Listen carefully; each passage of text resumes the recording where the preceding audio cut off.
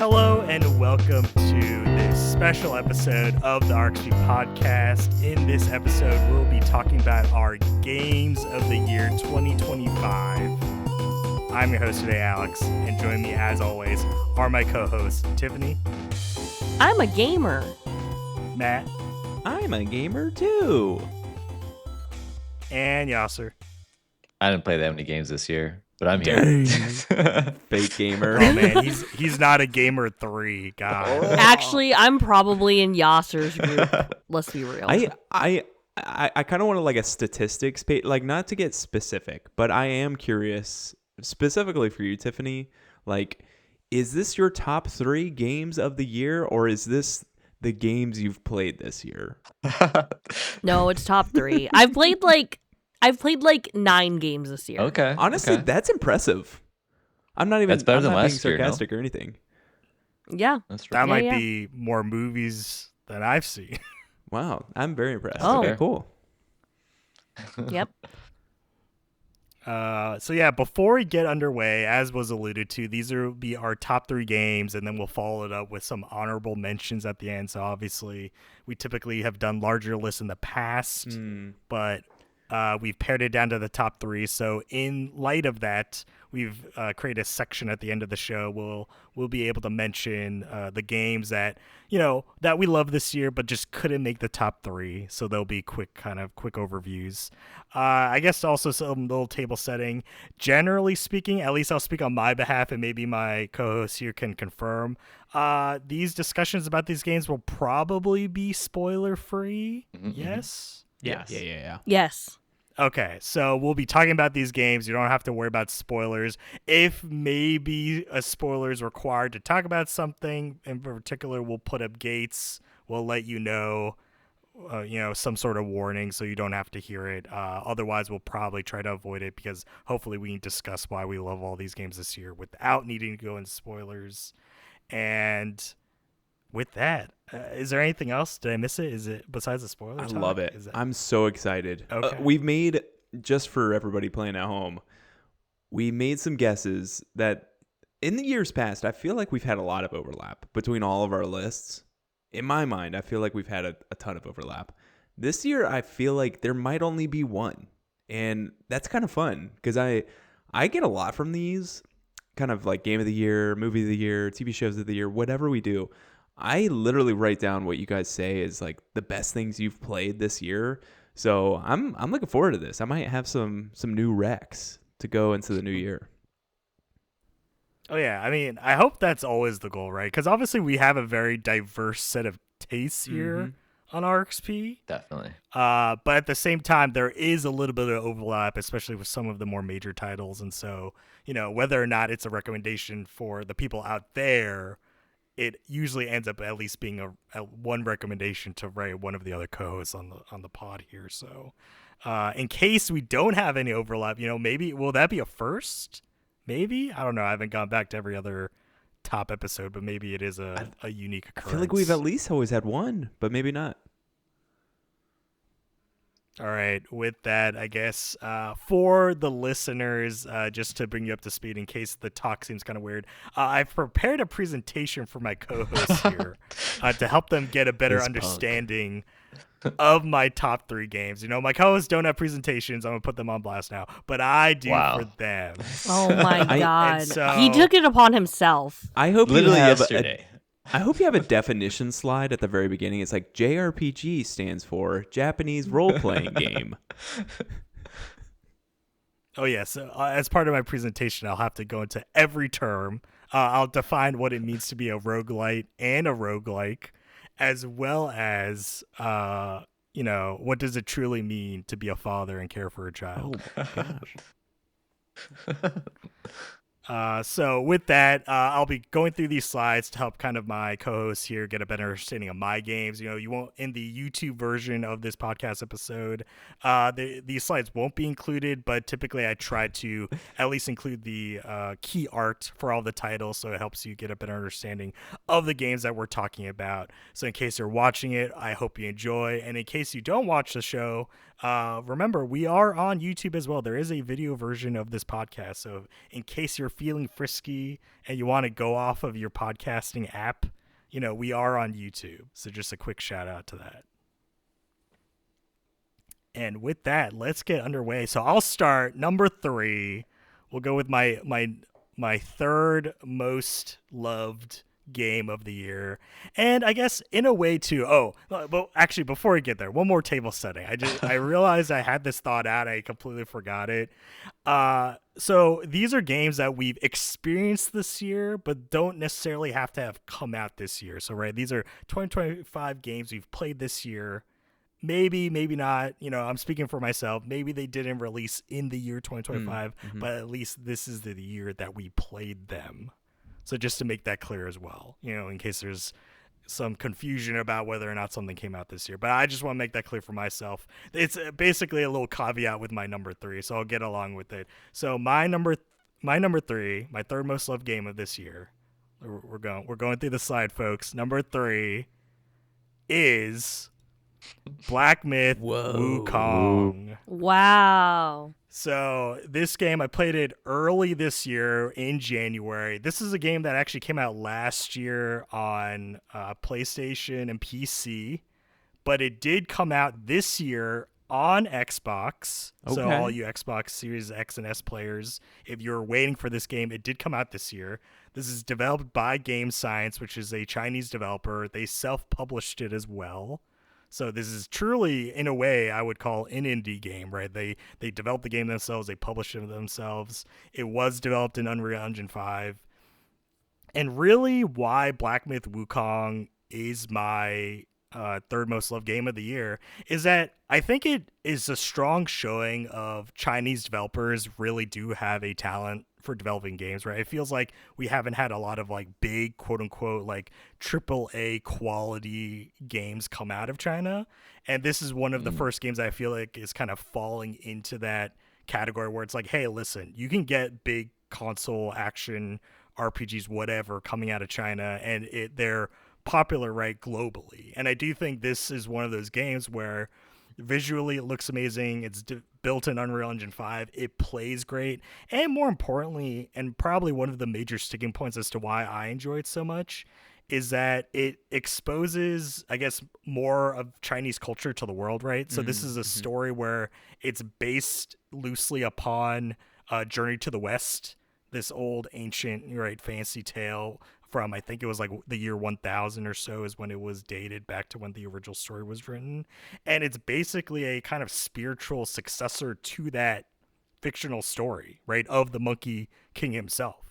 So I think it is one of these ideas where it feels like there's a lot of great Chinese mythology, a lot of Chinese fantasy that just isn't really explored, right? Because obviously people outside of China don't really have a great understanding of it. And so having Chinese developers kind of bring this fantasy, bring their stories to the global stage is so refreshing.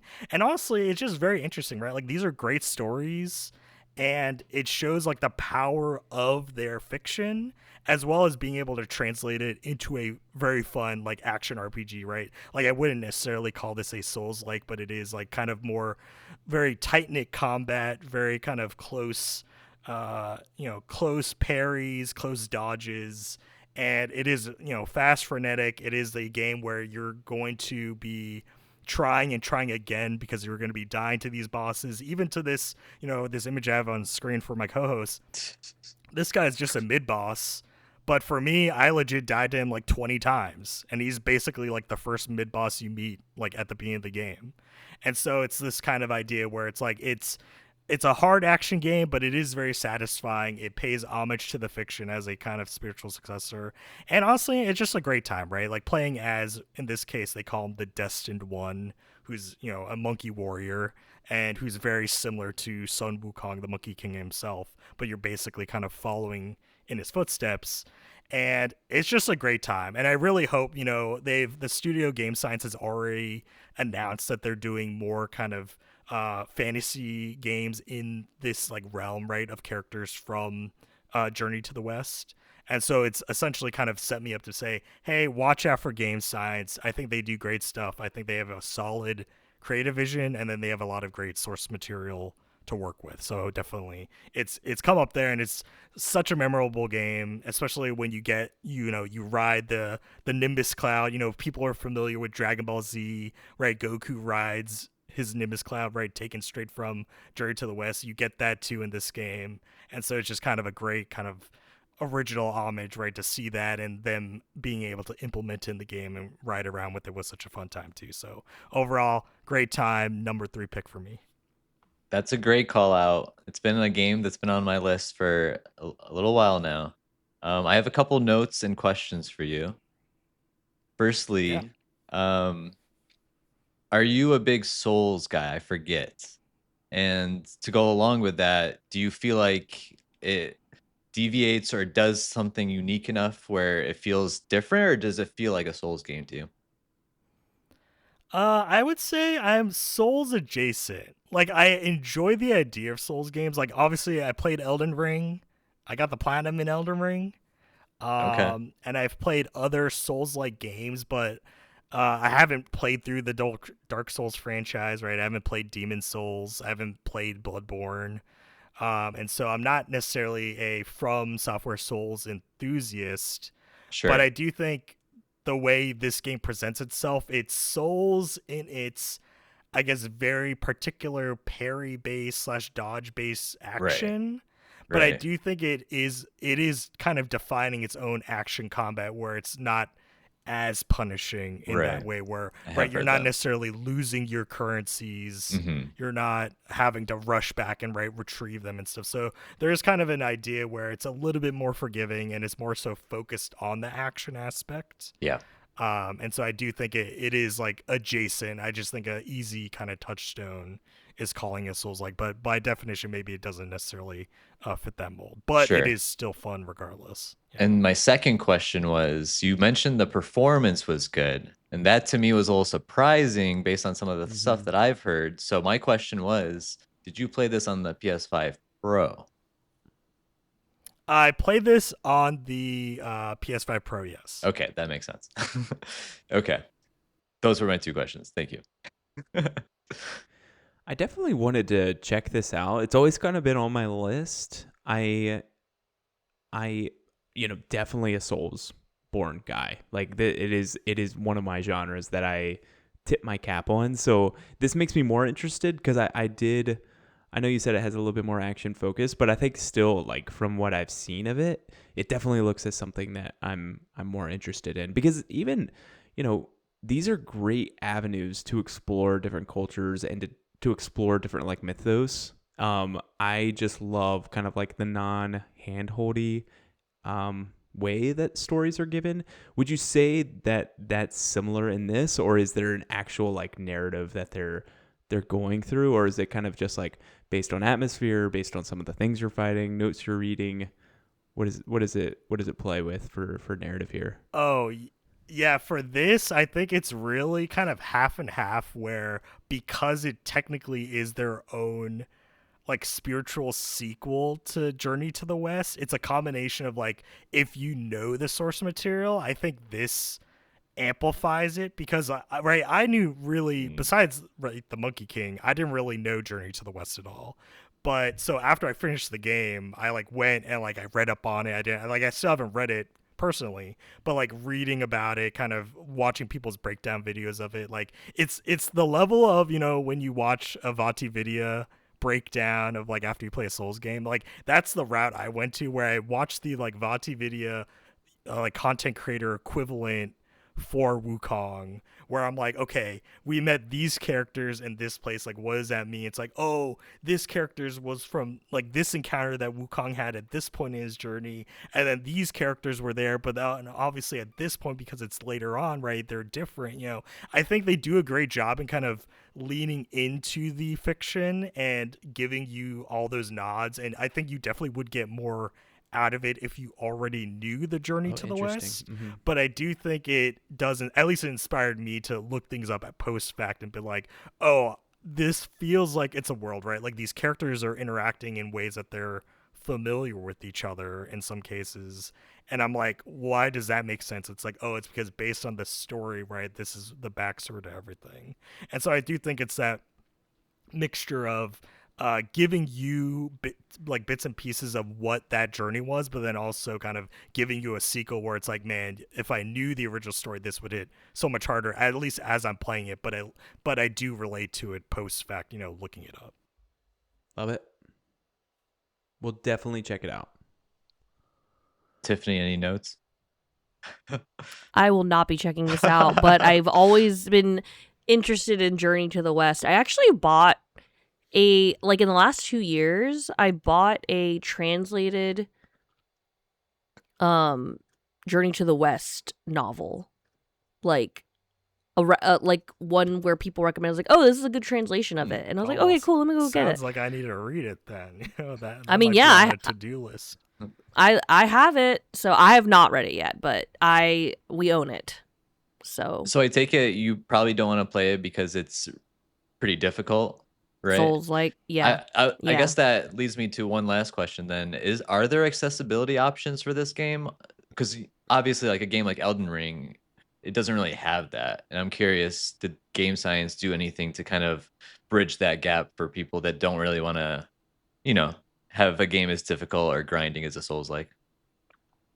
As of the last time I played it, no, there isn't really too many accessibility options to make it easier. Like it is something where they kind of focus on, quote unquote, getting good. Yeah. And so it is this idea where it's like you can get upgrades, right? You get skill points to upgrade the destined one. But yeah, it does eventually come down to you need to be able to at least dodge and find your attack windows and kind of get in there and do the DPS. I will say though, it is a game that does require 2 playthroughs. So Matt, FYI, you're gonna have to do 2 playthroughs of this game. But I will say, especially the second time around, when you can carry forward in New Game Plus all of your stuff, it is that type of second playthrough though that is very fun, right? Because it's like once you've learned the game, once you have access to all of the Destiny So it's New Game abilities, Plus. Yeah. Okay. Like it does open up where it's like those first few bosses you fight, like this guy, this big-headed monk. You're not even scared of him. Like the first time you fight him, yeah, you're gonna struggle. Second time, like you're gonna whop him in like 15 seconds because you're just gonna like completely go to town on his big head. So it's like there is a satisfaction there in the second playthrough, and so I do think it justifies itself a little bit in that regard. But that is a forewarning: if you're on the platinum journey, a second playthrough is required. Love it. All right, I'm ready for my number 3. Tell us. My Number number 3. If you can turn to my slide. Yep, that's the next one. Alex, no, please. Thank you. This is one that no one has played, so definitely no overlap here. But this is something that a lot of people have been losing their mind about.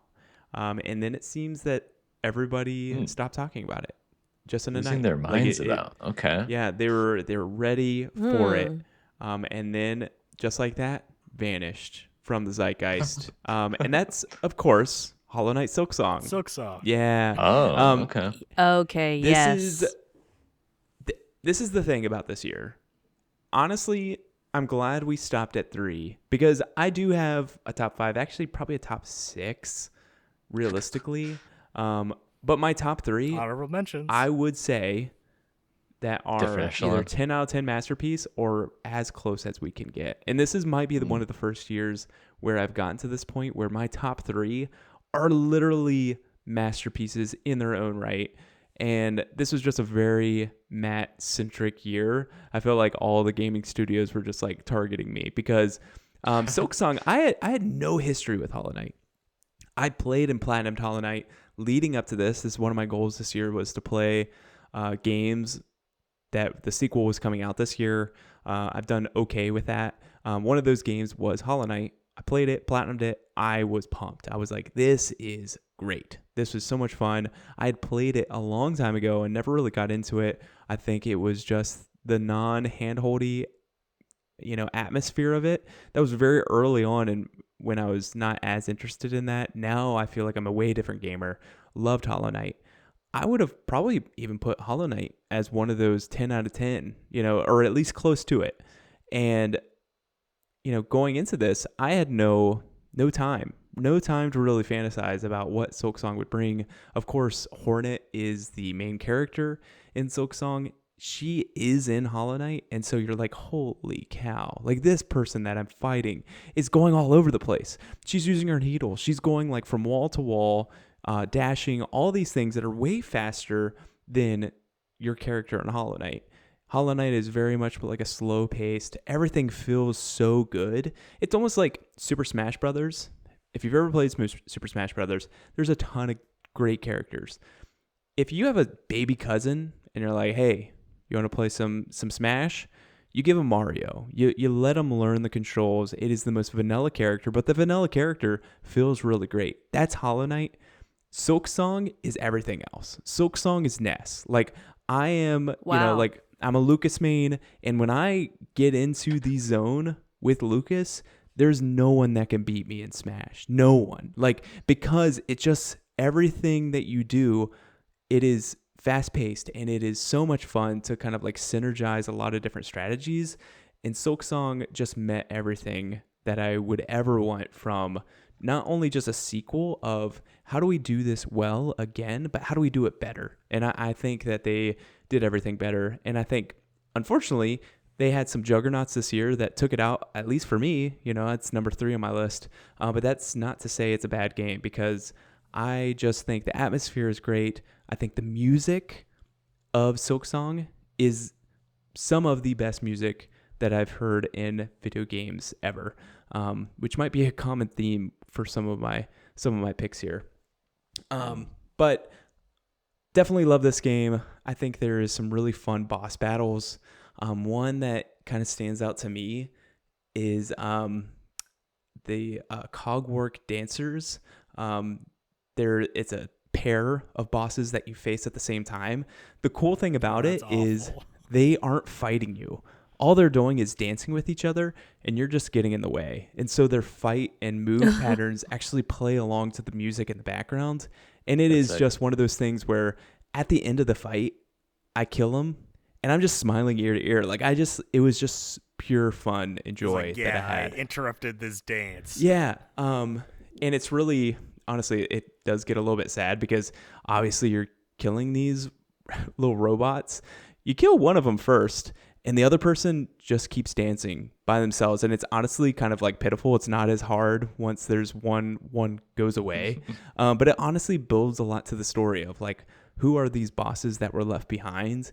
It doesn't tell you exactly what they're there for, but you're kind of piecing it together based on everything else in the atmosphere and the setting. So I'm not going to convince you guys to play this. I know that, but I definitely got to shout it out, because it is a really magical time that I had playing Silksong this year. I mean, I saw this little dude named, was it Sherma? Yes. Sherm.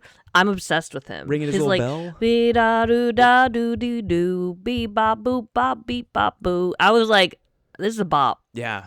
Yeah. It's so cool, because that's, just a pilgrim.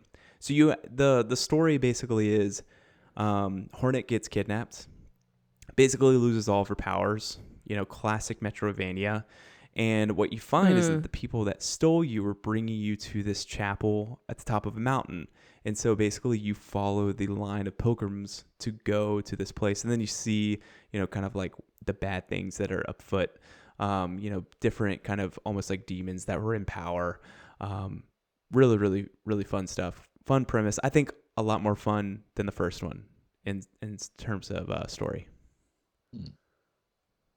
Nice. Speaking of the story, like how does the story work? Is it cinematic scenes? Like, how do you piece together the story? Is it really just you interpreting things and there's no real direct story? It is some interpretation. There are items that you can read, but there's also NPCs that do have voice acting to it. Okay. Including Hornet. Like, Hornet does have, lines really? that she does say. So it's just an evolution of what came before. Before, it was a lot of NPCs just kind of like text box talking to you. Right. And the same thing happens here, but they're kind of filling in this world of, who they are, where they come from, what tribe they are. But even if like there's a certain area of the map where once you get closer and closer, you start seeing all of these almost tribal signs, and you don't really think anything of it. You just think it's maybe what this new area is about. You go to a bench and you rest, and then once you got out of that bench, you walk into a trap and you realize that the tribal sign is actually not from a tribe. It's from a hunter that's been hunting you. And it's just kind of like this seemingly random, but completely orchestrated by the devs that just makes you feel like this game is not just like walls and dungeons and traps and platforming, which it does all those great, but it's almost like cinematic, even without knowing there's cinema happening, if that makes any sense. Hidden cinema, my type. But yeah, could not recommend it enough. Fantastic stuff. If you want some just chill music to work to, look up some soundtrack for Silksong, because there are some absolute bangers. And honestly, there's a really, behind everything else, we won't get into spoilers, but behind everything is a really fun narrative of created creatures, their souls, like who is actually a person and what makes them a person versus someone that's just created. There's a lot of really fun parallels to this. And another game that I played that I didn't finish called Lies of P. But I definitely want to finish that. I enjoyed it. I just actually went on a trip during playing it and kind of lost all traction with it. But there's a lot of really fun themes that kind of line up with both of them. So it's a great game. It is difficult. It's hard as nails. I just need to do kind of collect everything for the platinum. But I did beat the super hard secret boss. So I feel like the platinum is mine. I just need to go back to it and clean up some stuff. Alex, was this on your radar?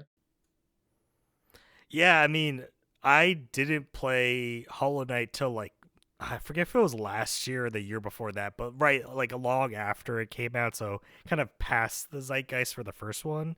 But I've yet to play Silksong. I feel like by the time I get to it, it'll probably be a similar thing where it's like, the zeitgeist has cooled down, or maybe, by Matt's understanding is that it already has cooled down. But when it's kind of out of the public mind a little bit, I'm like, okay, now it's my time to finally check this out, because playing the first one, I totally get it. It's that thing where it's like you go through it. It is this kind of bug themed, underground world where I guess in this case you're climbing a mountain, and it's just kind of very odd, right? Right. There's, at least in Hollow Knight, there wasn't too much direct storytelling. Mm-hmm.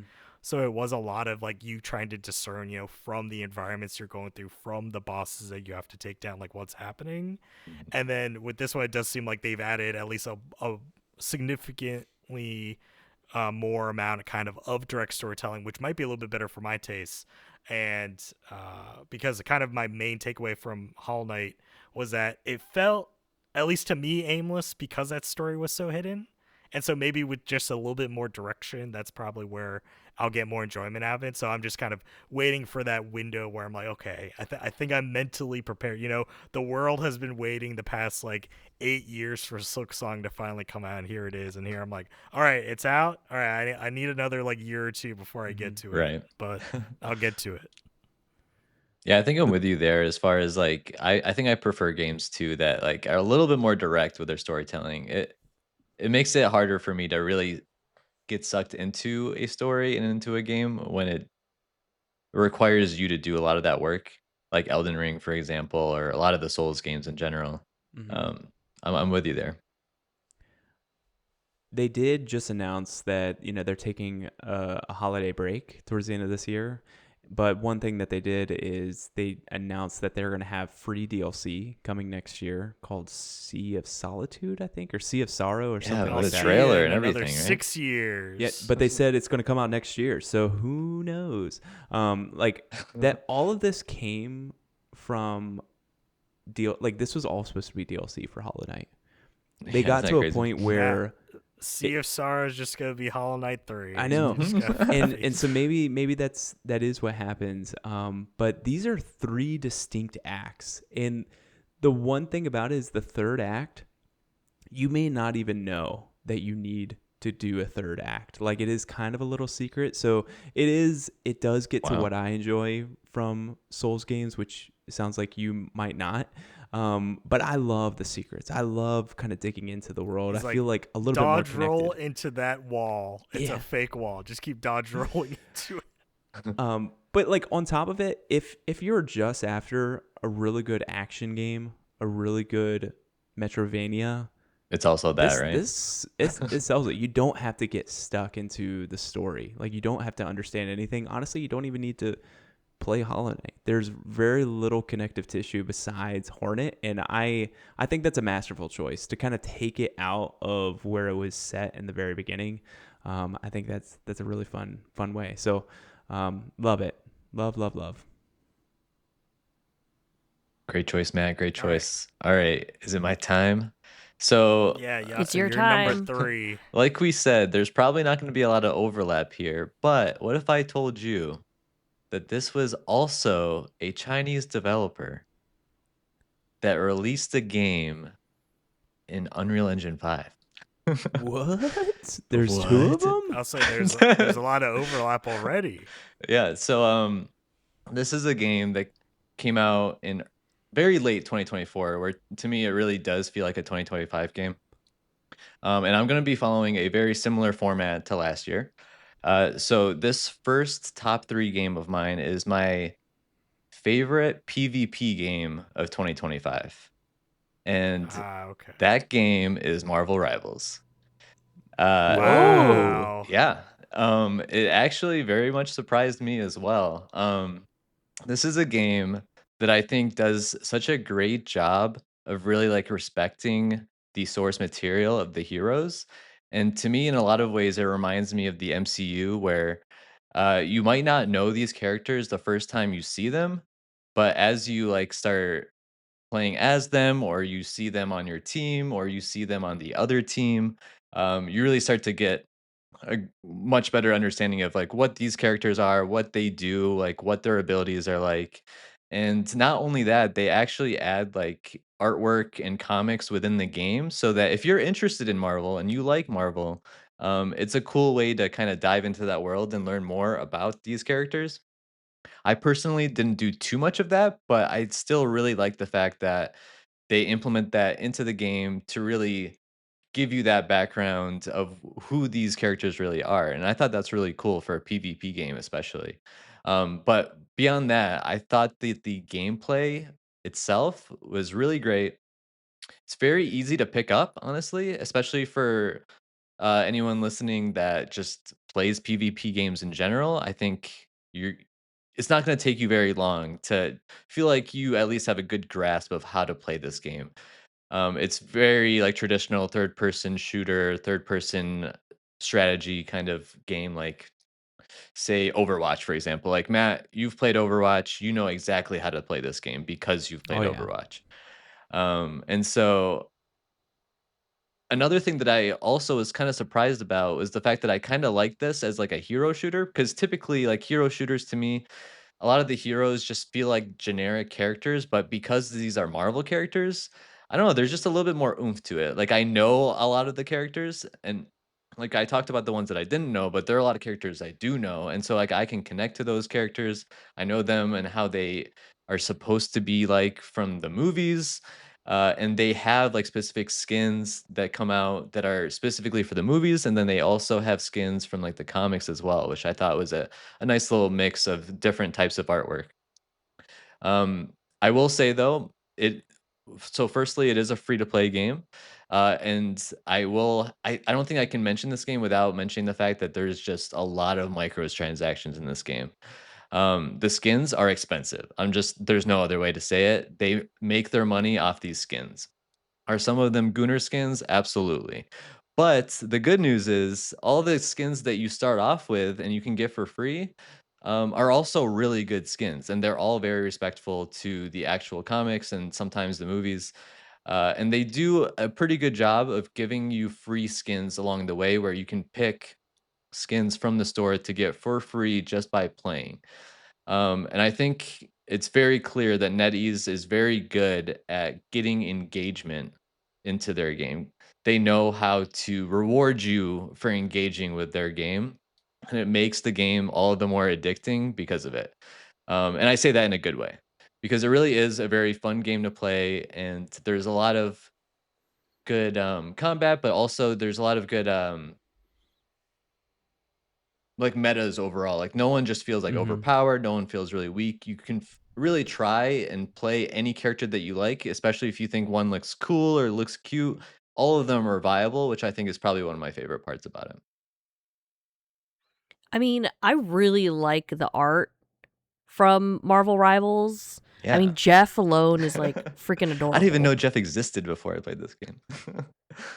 Oh yeah. So like I'm like looking at the character rosters and I actually recognize a lot of the characters only because of Marvel Oh, Snap. sure. Yeah, that makes sense. You, yeah, I played that game for like 3 years and so like I mean, it looks so good. I just like I'm not a good shooters That person. is fair. So, S- honestly, I still think it would be worth trying. I'm not gonna lie. Like, I think you should at least try it at some point. You might hate it, you might actually enjoy it. Because to me, there are a lot of characters that require no like real hand-eye coordination, like shooter skill experience. Like, there's a lot of characters in this game where you just like kind of can be mindless. And so as long as you're not like playing a ranked mode Ah, where people are going to be like flaming you for like why is Jeff yeah. in the back just shooting bubbles at nobody? Like that may happen if you jump into ranked, but in general like the unranked it's very chill and they have a lot of like event related modes too that are very like low pressure as well that are like more Christmas themed or spring break themed, etc., etc. So honestly, like I would recommend people try this even if they're not experienced with shooters, especially if they like Marvel. And I know that you do a lot, so that's why I think you should at least give it a whirl at some point. But I can definitely understand like this gameplay loop is not for everybody as well. So do they have like each week do different characters rotate?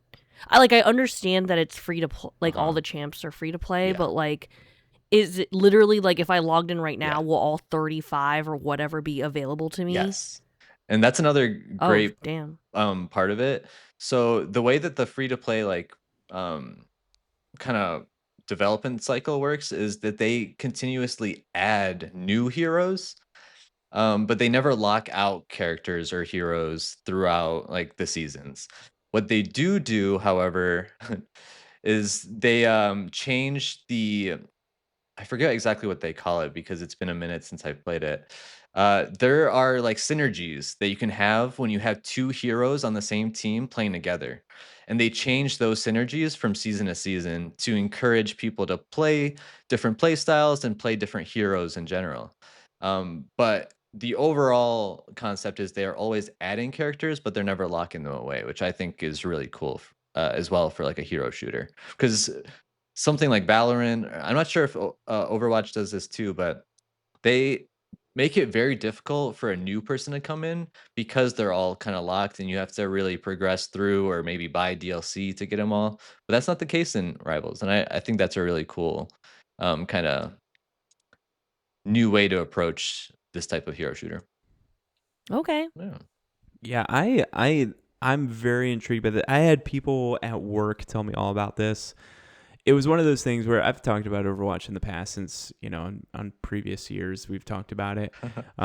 It is something where I love the hero shooter genre. It was just something where I did sink into the rank and just dealing with Oh yeah. toxicity really just drove me insane on Overwatch. Like Yeah. Overwatch was just, if you were not playing the specific tank of that meta of that season, people were Yeah. Yeah. flaming you in chat. And it really bothered me. But hearing that every hero is viable, that's Yeah. the part that honestly interests me the most, because that's the thing that Mhm. Overwatch, they always tinkered with the meta. Like every month they're tinkering. Mhm. Every month they're tinkering. And every month, if you're not keeping up to date with their updates, you may not know, oh, Torbjorn is not useful now. Like, and if you really like Torbjorn, well, you better like someone else. Like, and you better figure that out. So if it is truly like Yeah. every meta is possible, I'm very interested in that. I really do think that it's not nearly as meta heavy as Overwatch. Um, Are you gonna run into toxic people unranked? For sure. Absolutely, like For sure. for sure, yeah. But you're also gonna just run into like just goofy encounters on rank too. Just like a Jeff who's just a Jeff main. He only plays Jeff, and he's a beast at him. And so like Nice. there are a lot of times where it's like, okay, is this a real Jeff or is it just a guy playing Jeff for a challenge? Um, but then you realize he's a real Jeff, and it's like, okay, no one talks shit to this Jeff. He knows what he's doing. Um, Yeah. but honestly, like I don't think I run into a lot of situations where it's like, oh yeah, this hero is not viable. Why are you playing him? That's ridiculous. I feel like they did a really good job of making them all viable, and I do think that reduces the toxicity that you're talking about for sure. Okay. Yeah. Might check it out. I'm gonna be a sus Jeff, probably. Okay, so my number 3, all 3 of you guys have listed not Tiffany games for your number 3. It is true. Yeah. It is very true. Oh, But man. I think my number 3 is an anybody game. Wow. Okay. Literally The anybody. people's game. The People's Game. The People's Republic of Games. So my number 3 this year is the little game Split Fiction. Oh my Nice. god. I'm so jealous. And I forgot that came out. so this year. yeah, that came out this year. I co-opted with Alex. I played Fantasy Girl. Alex played Sad Sci-Fi Girl. And ultimately, Wait, why doesn't Fantasy Girl get an adjective? no, because she's Fantasy No, she Girl. was just talking about you. I don't know what you're talking about. Sad. Oh, the sci-fi girls had said, "I'm sad playing sci-fi girl."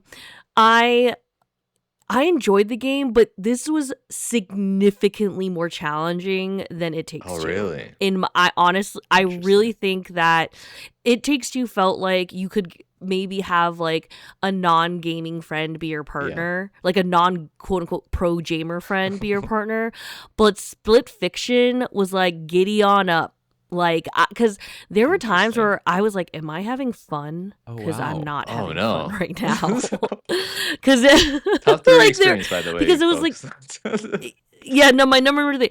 It's because it was like it really was challenging. Like there were elements that were challenging, but honestly, the graphics were so cool. Yeah. The scene, like the backdrops and the different levels were really neat. Like one of my favorite levels, I was like a bouncing pig in a farmland or something. I don't know. But then I also really liked being in like an ice zone, and then there was also like I was freaking riding like worms like in Dune in like a desert Wow. zone. Like Okay. it was really cool. I really liked it, but I think it was very hard for me. Mhm. And I'm like a semi gamer, so I don't know, man.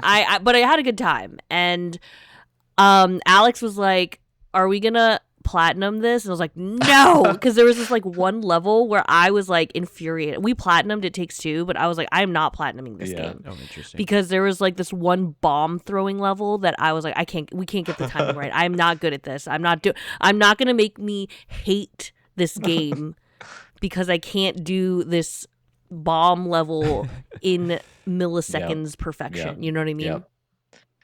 Yeah. But honestly, had a really good time with it. Yeah, you describing like all the different like worlds that you're gonna explore. That's what I love about Hazelight games. I think they're masters of that. Like really just evolving the game as you play. I can't wait to play this game. I haven't played it yet. I'm probably gonna get it on sale so that I can play it in 2026. That's next year, right? Yeah. Just We've- around the corner. The friend that I played It Takes Two with, we've been struggling a little bit with Sackboy because they're also not like a real gamer. And so there are some like Oh. levels that can be pretty tough, especially like when you're trying to get everything, which like they're like Yeah, that collect toxic level. Oh man, right, man. Oh, I hate so those people. like I basically only say this not to call them out, but more so like I'm a little concerned based on what you're saying. It's like, oh, Can I shit, propose we have some something? like difficult levels here. Yeah, I would like Matt, to go ahead. propose something, Yasser. Matt's gonna be like, ditch him and we be should my ditch him sad and be sci-fi my plus girl. one. Yeah. Yeah, you're Because here's the thing, Yasser. I may obsess over platinums, and we will Mhm. get the platinum. Oh. But here's the thing. I'm a pro gamer. Listen, platformers. This man's being so calm. My jam. This is the part Look at that his worries me credentials. because Maddie and I have played It Takes Two. We haven't even beaten it because we've been working on it, and it's so much fun. And she honestly does so well on it. Like, it makes me so proud. Hearing what you're saying, Tiffany, one, I'm surprised that this is number 3. Like, sucks to be those 6 other games. Yeah. But I also forgot to literally do my joke. I was gonna be like, my number 3 is Hello Kitty Island Adventure. Just kidding, it's not. Like, I should have done. I forgot to do spoiler, that. I thought that was good. going to be number 1. Okay. This joke opportunity. So, hearing what you're saying, Tiffany, I don't want to burn that bridge and put her through that. With your marriage. So here's what I'm proposing to you, Yasser. And Even though It Takes Two's the game about the marriage. it is. I'll leave it in your corner. Like, I get loyalty and like wanting, like, if you play that game with your friend, like, go for it if you want to. But my DMs are open, one might say, and we can schedule this for 2026. Listen, I'd have to be like invisible. I feel she would be pissed if I didn't. Oh, really? Because she wants to play it pretty bad, but like I didn't know that it's that Don't worry about it. difficult. You can't be that. Don't. You can't be I don't want to guy. be that person. I don't want to be that. I'll just not play it. That's fine. Yeah, I Oh my will gosh. say, like, I agree with the sentiment. It is that thing where I feel like It Takes Two had the better story, but Split Fiction has the better gameplay. But with Interesting. that better gameplay, it is the It more asks more of you? significant investment. Yeah, and I think that's the thing, though. Like, when you succeed, like when you get through the level, it is more satisfying because it's more involved. Yeah. And so it's kind of that hard split to say, well, it does demand more of you as a player, but at the same time, once you overcome the challenge, like, it's a good feeling, right? You were like, oh man, that level was really tough. Like, we had to fall, like, this entire sequence, like, there's no checkpoint in the middle. You got to get through it. But then once you do it, like, it's satisfying, right? Yeah. So it's a hard line to follow. And with some of the things too, and it's not a spoiler, but the level Tiffany's talking about, it is a optional level. So, like, some of the more difficult activities are optional. So they're not required to progress through the main story. So in case you ever get to a point where something's so difficult, if it's in a bubble, like if it appears as a bubble, that is an optional level. You don't have to do it. So there is kind of this secondary choice to say, hey, we don't have to do this. We can just continue on, you know? So Right. How many times did that is happen finding during that guys' line. playthrough? I well, the bubble levels were like they were like, you got to complete them for the platinum, right? So I was like, the platinum doesn't matter to me. Like, my Let's sanity move on, matters. please. And yeah, I think, and honestly, I didn't think Sackboy was the only thing I thought that was difficult with Sackboy was the knitted night trials. Like, that was the only difficult part for me. So, like, if your friend is struggling with regular Sackboy, there ain't no way that Split Fiction is going to be feel good times. It's going to be like frustration. Sackboy was specific to certain know- levels, though, I will say. Okay. Like Toxic. Hmm. I love that. The Knitted was so Trials, good. too, is definitely a good call out.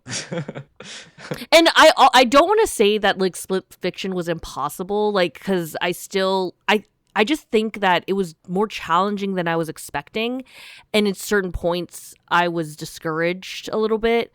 But it wasn't like, and I guess, you know, to confirm that or clarify that, Alex did point out that the more difficult one where I was like rage quitting were the optional ones. So, you know, the main storyline wasn't as bad, but it just was, you know, a step up. Right. And for some people, that's like wanted. Like, I get it, right? Yeah. Like, Alex, did you think it was hard? Like, I don't think you thought it was hard. I mean, I enjoyed the kind of step up. I think part of what makes it hard, and maybe this is outing Tiffany here, is that there's significantly more like shooter segments. Okay, yeah. Sure. Yeah. So like it's a lot of like your positioning. It's not saying it's like a 3D platform, but it's like aiming a reticle and moving your body at the same time and being able to understand like your current position, but then also where you're aiming and keeping that straight in your mind. So as you're moving, right, do you understand kind of the perspective shifting, right, that kind of thing? And so I feel like usually dual stick movement, right? So like character movement and then aiming movement or camera movement is one of the biggest hurdles I think for like traditionally non-gamers to get over, because it just doesn't make sense, right? When you're like, oh yeah, your left thumb moves your character, but then your right thumb moves where you're looking. Yeah. And I feel like once you master that, but it's such a like big hurdle to master. Like once you get over that, then games kind of like of all types like unlock a little bit more easily. But if that's still something that's hard to process, that's where it's like, okay, if I need to do both and it's very time sensitive doing both, that's where the challenge comes into play. Mm-hmm. The only thing I'm gonna ask, like the last question I'm gonna ask about this, what I loved about It Takes Two and a lot of Hazelight Studio games in general is the fact that a lot of the things that you have to accomplish require a lot of like true coordination between the two players, and that's still a thing, yeah, in this game. Oh yeah. Yep. Like one person's moving something and the other person's on it, and Yeah. they need to be jumping like as soon as the other person manipulates it. Like you need to be communicating with your partner. Like not all the time, but like 85% of the time you need to be talking. Like you can't just be doing stuff Right. willy-nilly. I love that about these games. Yeah. I mean, still is a good time overall. Overall, good time. So my number 3 game, Love that. Split Fiction. All right, let's go. Moving on. Number 2, going back to my slideshow. Here we are. My second most hype, most recommended game of the year that I played is actually. Any guesses? Any quick guesses? JRPGs? No, just move on. We're already an hour into this episode. All right, we're moving on. Second most game is Octopath Traveler Wow. 0. A Wow. JRPG. This wow. game came out very recently. It came out at the beginning of the December. So this is the only game That's on like my 2 list I weeks haven't ago. finished yet. What have you been doing? Yeah, I haven't finished this game yet. Okay. So I think that goes to say something. I haven't finished this game yet. It's developed and published by Square Enix. It's developed in Unreal Engine 5. It's available on everything. And I did look this up just to make sure. So 2 years ago in 2023, my game of the year was Octopath Traveler 2. And so in a way, it feels like this is a little bit of a return to form for me, it being my number 2 game of the year, in that Octopath Traveler 0, as the name suggests, it is a prequel to 1. It's actually an adaptation of their mobile game called Octopath Traveler Champions of the Continent. So it's essentially taking that gacha mobile game and turning it into a single player RPG, right, on PC, on Switch, on console. And so for me, kind of the biggest takeaway and why it hits as the number 2, one, I love Octopath. I think visually it's stunning, right? This is HD 2D, it's sprite based, but it has realistic lighting. These games look incredible. They run very well, right? They're not super high demanding. You're not looking at kind of a lot, but I think part of the beauty is that it is pixel art, it is sprite art. But more importantly, it fundamentally changes the way you play Octopath because it's an adaptation of the mobile game. Obviously, when it was a mobile game, they're trying to sell you on characters, right? Kind of similar to Marvel Rivals and skins. The characters you gain through their gambling mechanic. Obviously, when they made it a single-player game, there is no gambling, right? Like, you just unlock the characters. They figured out ways to incorporate them into side quests, so you unlock them as you play the game. But because the game was based around getting characters, you're like, well, Octopath is normally 4, right? It's a JRPG system. You play with 4 players. So if you're selling me characters, but I can only use 4, what's the point, right? Well, the main difference is that they did with the gacha game and 0 is that, boom, instead of 4 people, you have 8 people in your party. You're playing this turn-based JRPG with 8 characters in your party during battle. Dang. So as you can see, I'm showing my co-host here. There's 2 rows of characters. You have your front row, which is the left 4. You have the back row, which is the right 4. Turn-based combat. But it is this kind of very unique take on the turn-based where basically each pair in the row is a combination of the 2. So either you can swap between your front row or back row character of each slot. and you're free to do so during combat. So a lot of it's like, oh, how do I build a party composition of my air characters to cover all of the enemy weaknesses, right? As you can tell by all the little question mark boxes, those are the weaknesses of the enemies. And really, this is a game that continues what I love about turn-based RPGs, right? It has depth of strategy. They're innovating on the formula in this unique way, right? With having A characters, and it has the hallmarks of a JRPG, right? I'm about 16, 17 hours into this, and even with just that, right, this has made my number 2 spot. This is a 100-hour RPG. Like, literally, like, across the board, if you go look up statistics, like, it's going to take me 80, 100 hours to get through this game. But more importantly, they do have a super boss.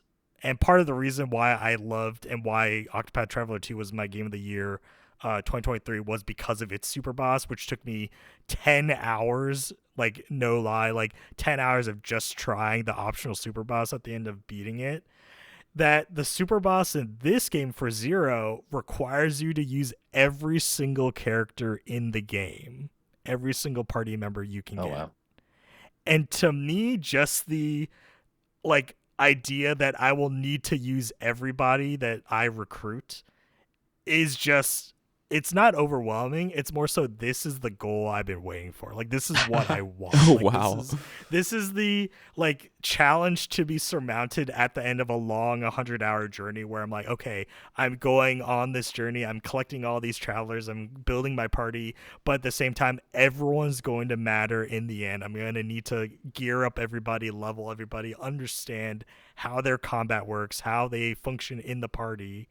And I think that's just very meaningful, right? Like, it's not an RPG where you're going to have those party members where you eventually leave them by the wayside. Like, you look at Pokemon, there's always your starter Pokemon that eventually you never keep in the party, right? Like, post Gym 3 or 4, like, you're oh, I got you on Route 1, and now you're useless to me. Like, I'm never going to use you again. Like, goodbye. Like, Rattata, goodbye. Like, Raticate, I don't care about you. But in this case, like, all the party members you get will have to matter at some point. And to me, I'm like, okay, everyone's going to be meaningful. I need to understand everyone. I need to appreciate them.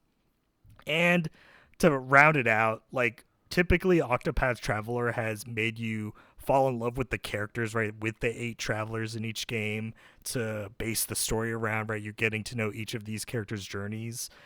The way they turn it on its head in this game, because there's so many characters, you're not necessarily focused on the main party members this time around, but they do an amazing job in making the villains memorable. Like, this is a game where they're focusing a lot of the story development on the enemies, like on these arcs, right? The game is divided into multiple arcs, each with their own kind of villain.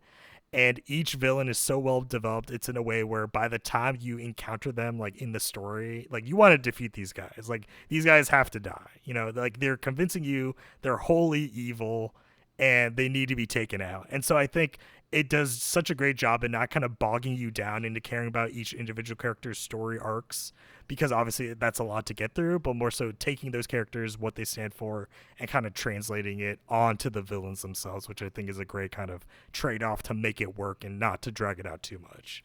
And so for me, Octopath Traveler, amazing, right? And I think it's a testament where I didn't even finish it yet, but I still know, like, if anything, if I finish it, it might be my number 1 by wow, post addendum 2026. It's already close.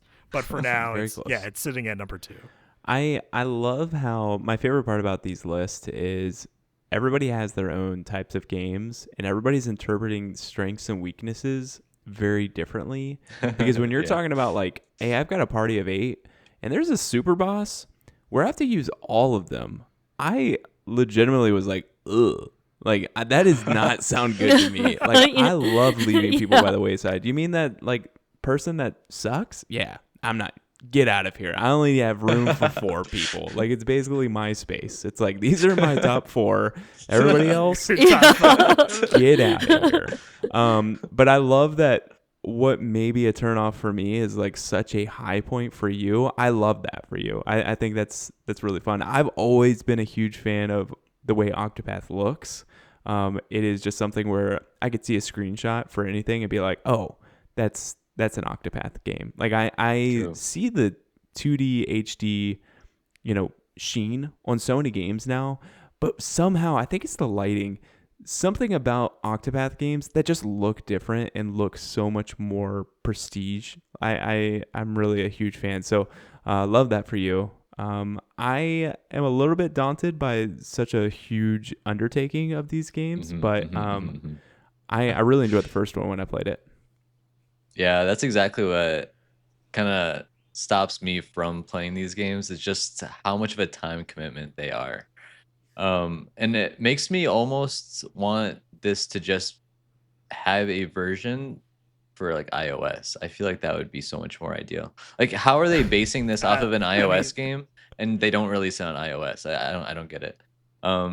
well, you could just play the mobile game, but right, But that you one's do have to crap. give into the gotcha. Yeah. Yeah. So Um, but also, like, I'm reading this, and I feel like what you're saying with the party members is perhaps maybe a little incorrect.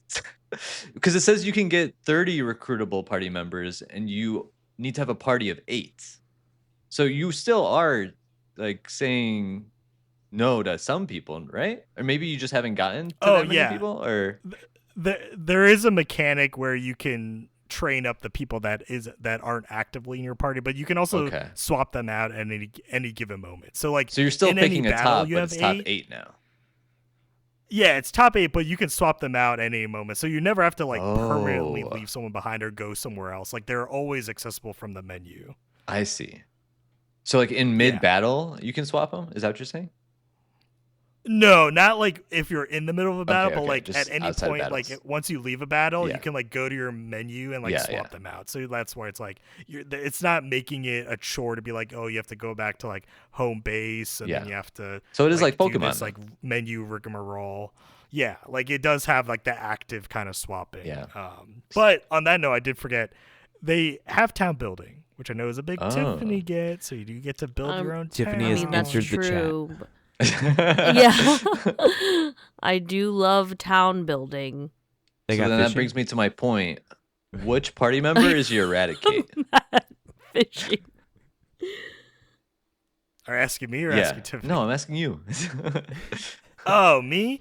I think right now it's the Octopath Traveler 1 characters because they do appear. You can recruit them. But because I've already played with them, they're a little bit more like, I've played with you already. Like, I want to see the new people that are The in Woody it. drop meme. Wow. Yeah. Yeah, that's exactly what I was thinking of. Oh my gosh, yeah. Savage. I guess Love maybe it. I could play this like remote, but I feel like this would fit more as like a game to play on the go to me. Just because it's so like time and I don't know. I don't know. 80 hours plus, right? For this one too. Yeah, and I mean, it is on everything. Like, it's Steam True. Deck verified. You can play it on Switch. Like, it's probably playable on the whatever Xbox's handheld, the ROG or whatever is Yeah. coming out. So it is available for mobile play if you so choose or desire to play it that way. And it is available, on console, on your TV, on your monitor. So I think True, it true. can be there when you want to meet it. Just take your time. I feel like the commitment shouldn't be daunting. Just be prepared to be like, hey, maybe I don't finish it in the course of a month or 3 months or 6 months or 12 months. Yeah, exactly. But if you can finish it, I think you'll be satisfied by the end. I love it. I love how I scoffed at like 100+ hour game, but my number 2 game Yeah, is one that here we I've go. played about 80 hours at this point, and I probably have another 20 or 30 left in the tank. Wow. And this game is something that I re-picked up recently, this past week actually, and playing it again. And that is Blueprints. It's my number 1, or sorry, number 2 game. I almost said number 1. My number 2 game of the year, indie puzzler. It's a debut indie game for this this game studio. Don't know a lot about them. All their social media is just about blueprints, and they have like 2 posts each, basically saying like the beginning. It's out now. Like there's Yeah. nothing. There's no social media presence. I know nothing about them, but this is a really special game. I heard from just different podcasts that I listened to about blueprints, and it took over my life when it came out.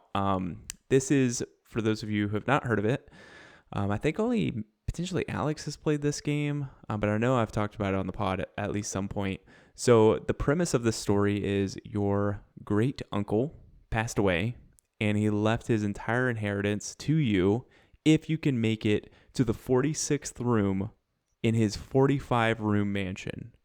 And if that doesn't make sense, congratulations. Welcome to Blueprints. Because this game is all about finding secrets. It's all about environmental storytelling, which I've already talked on and on about in my previous pick. So maybe there's a theme here. But this game is fantastic. It's very RNG heavy. So it's not just puzzles, but it's also very RNG. You're drafting your room as you go. So when you enter a new door, you are basically pulling from a deck of what rooms could be available. And there's a lot of synergy with that. There's a lot of strategy of how do you get to the other end of this big mansion, get to where you need to go, and get into that 46th room, because the 45th room is the antechamber, and you have to do a bunch of different puzzles to unlock a secret door in the 45th room that opens up the 46th room. And so with that, there's a lot of resource management, because some doors are locked, some doors require special keys, some doors require different jewels, like costs to draft them. And then also, every time that you enter the threshold of a door, you lose a step, and you only start with 50 steps at the very beginning. So it's very challenging. This game is so fun, though. There are so many secrets, a lot of lore behind all of this. What's really fun about it is it's not just a puzzle game. Like, that to itself would be fine.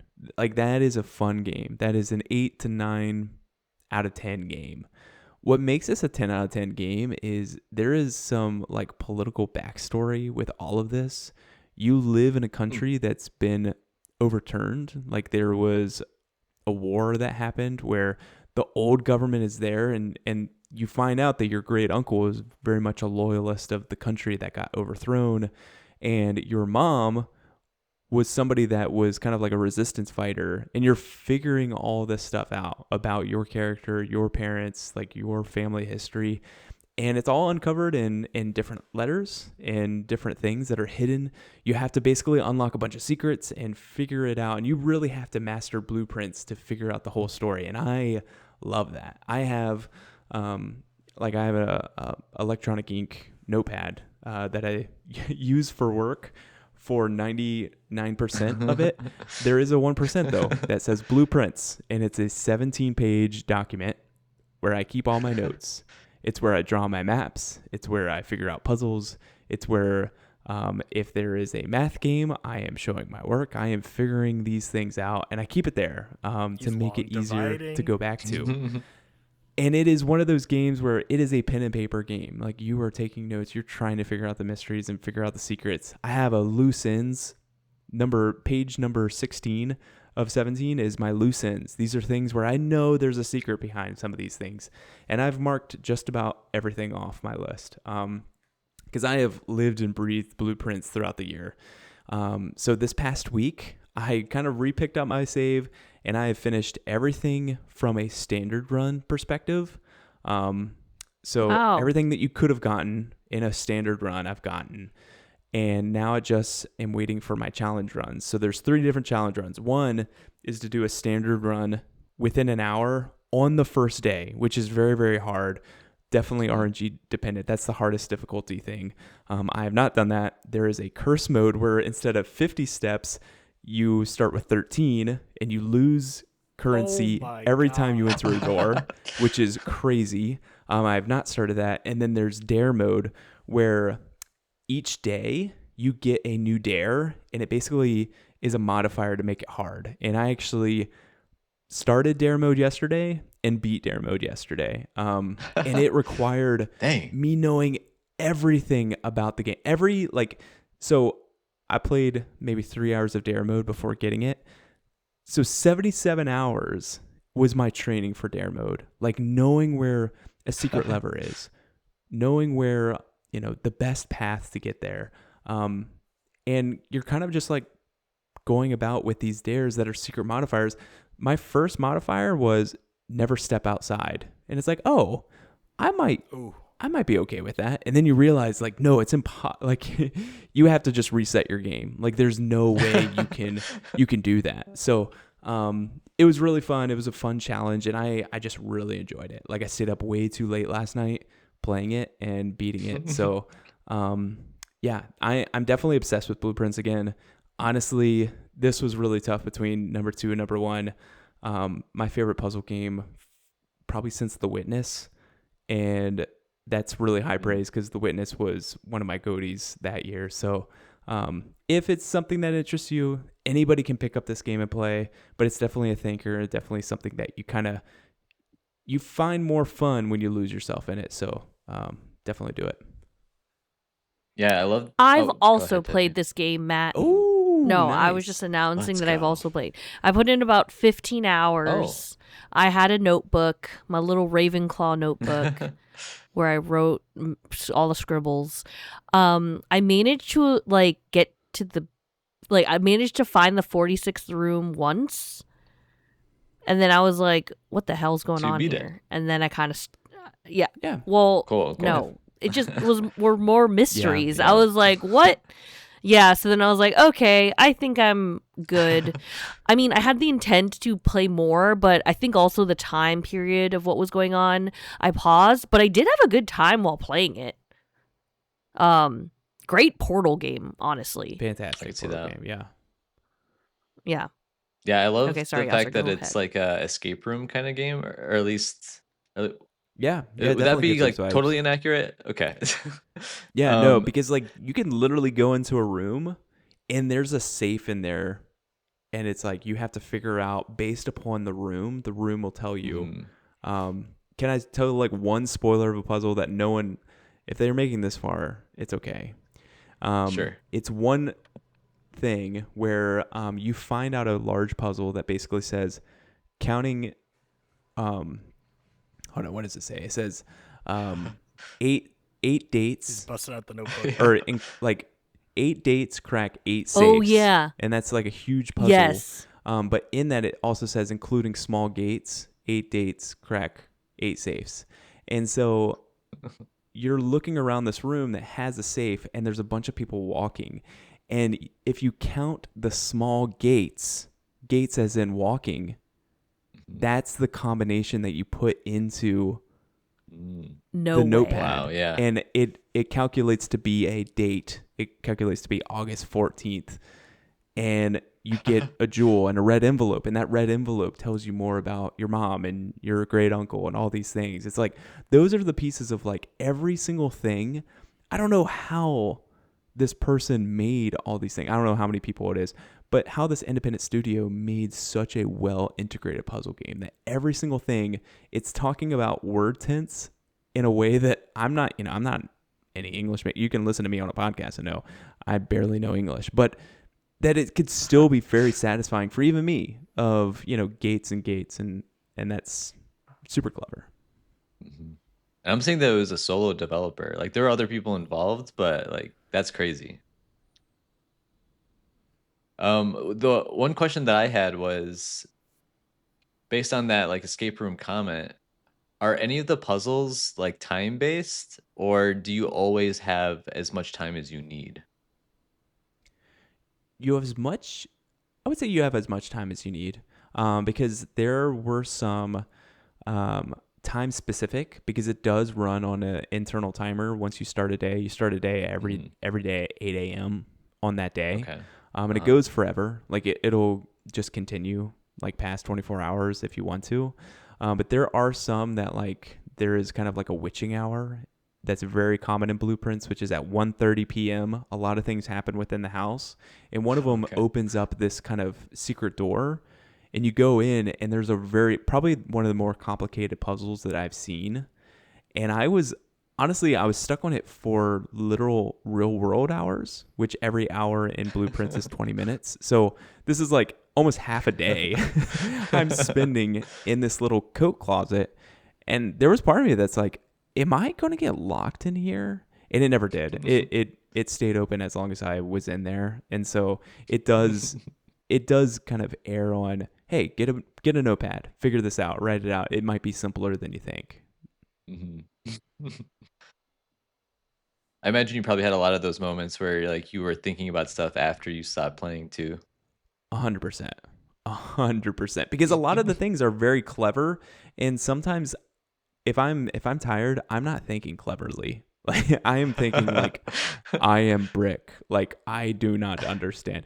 And sometimes I just needed to take a moment. I would write it down on my loose ends and kind of just think about the next day and just looking at it again. And that's when I realized the small I gates love thing, that. because I was like, what is up with all these things? And then you realize, like, once you actually said it out loud instead of just reading it, it's Yeah. so funny how in your mind it's like, oh, small gates. I get it. Super fun. Yeah, like for it. So spoilers. This isn't in my top list, but I do want to say I feel like it is one of the best like puzzle games I've ever played as well. Like it's just the degree, the variety, the kind of the way it layers, like how something doesn't seem like it's a puzzle, but then it builds into something where it's like, oh no, that was a puzzle the whole time.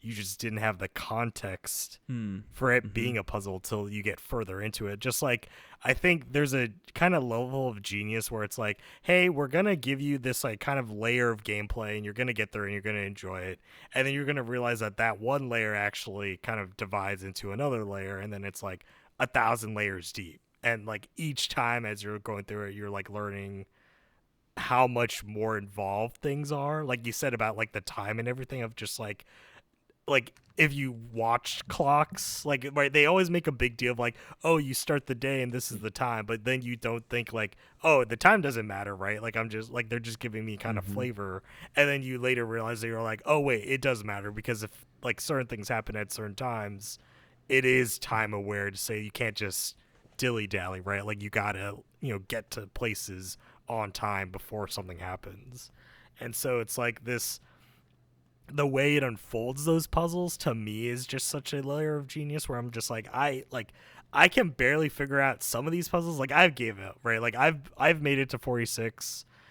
I've not done any of the stuff beyond that because there's so much more to do beyond reaching Mhm. and getting your inheritance at 46 that I'm just like, man, just hearing about the puzzles that are in the game and me being like, I never would have ever realized it because I feel like the puzzle is also just realizing it is a puzzle in the first place and just like getting the context to understand that there is something going on here. You're just like, I don't think I can't like fathom it, but it is a layer of appreciation where I'm like, man, these layers of puzzles are so genius, and I just appreciate that like this can exist like as a game out there for the people that are like, man, I love puzzle games. And it's like, oh, if you love puzzle games, then here's a puzzle game with like 1,000 different puzzles in it. But a lot like the biggest puzzle is just figuring out what those puzzles are. And so there is that kind of like almost not to say infinite, but almost infinite fun Mm-hmm. of like going deeper and deeper into the thick of things. Love that. Can't wait to play that game, honestly. All right, Yasser, number two. All right, my number two, I feel like is gonna go pretty quick because I kind of have talked about this before in the pod.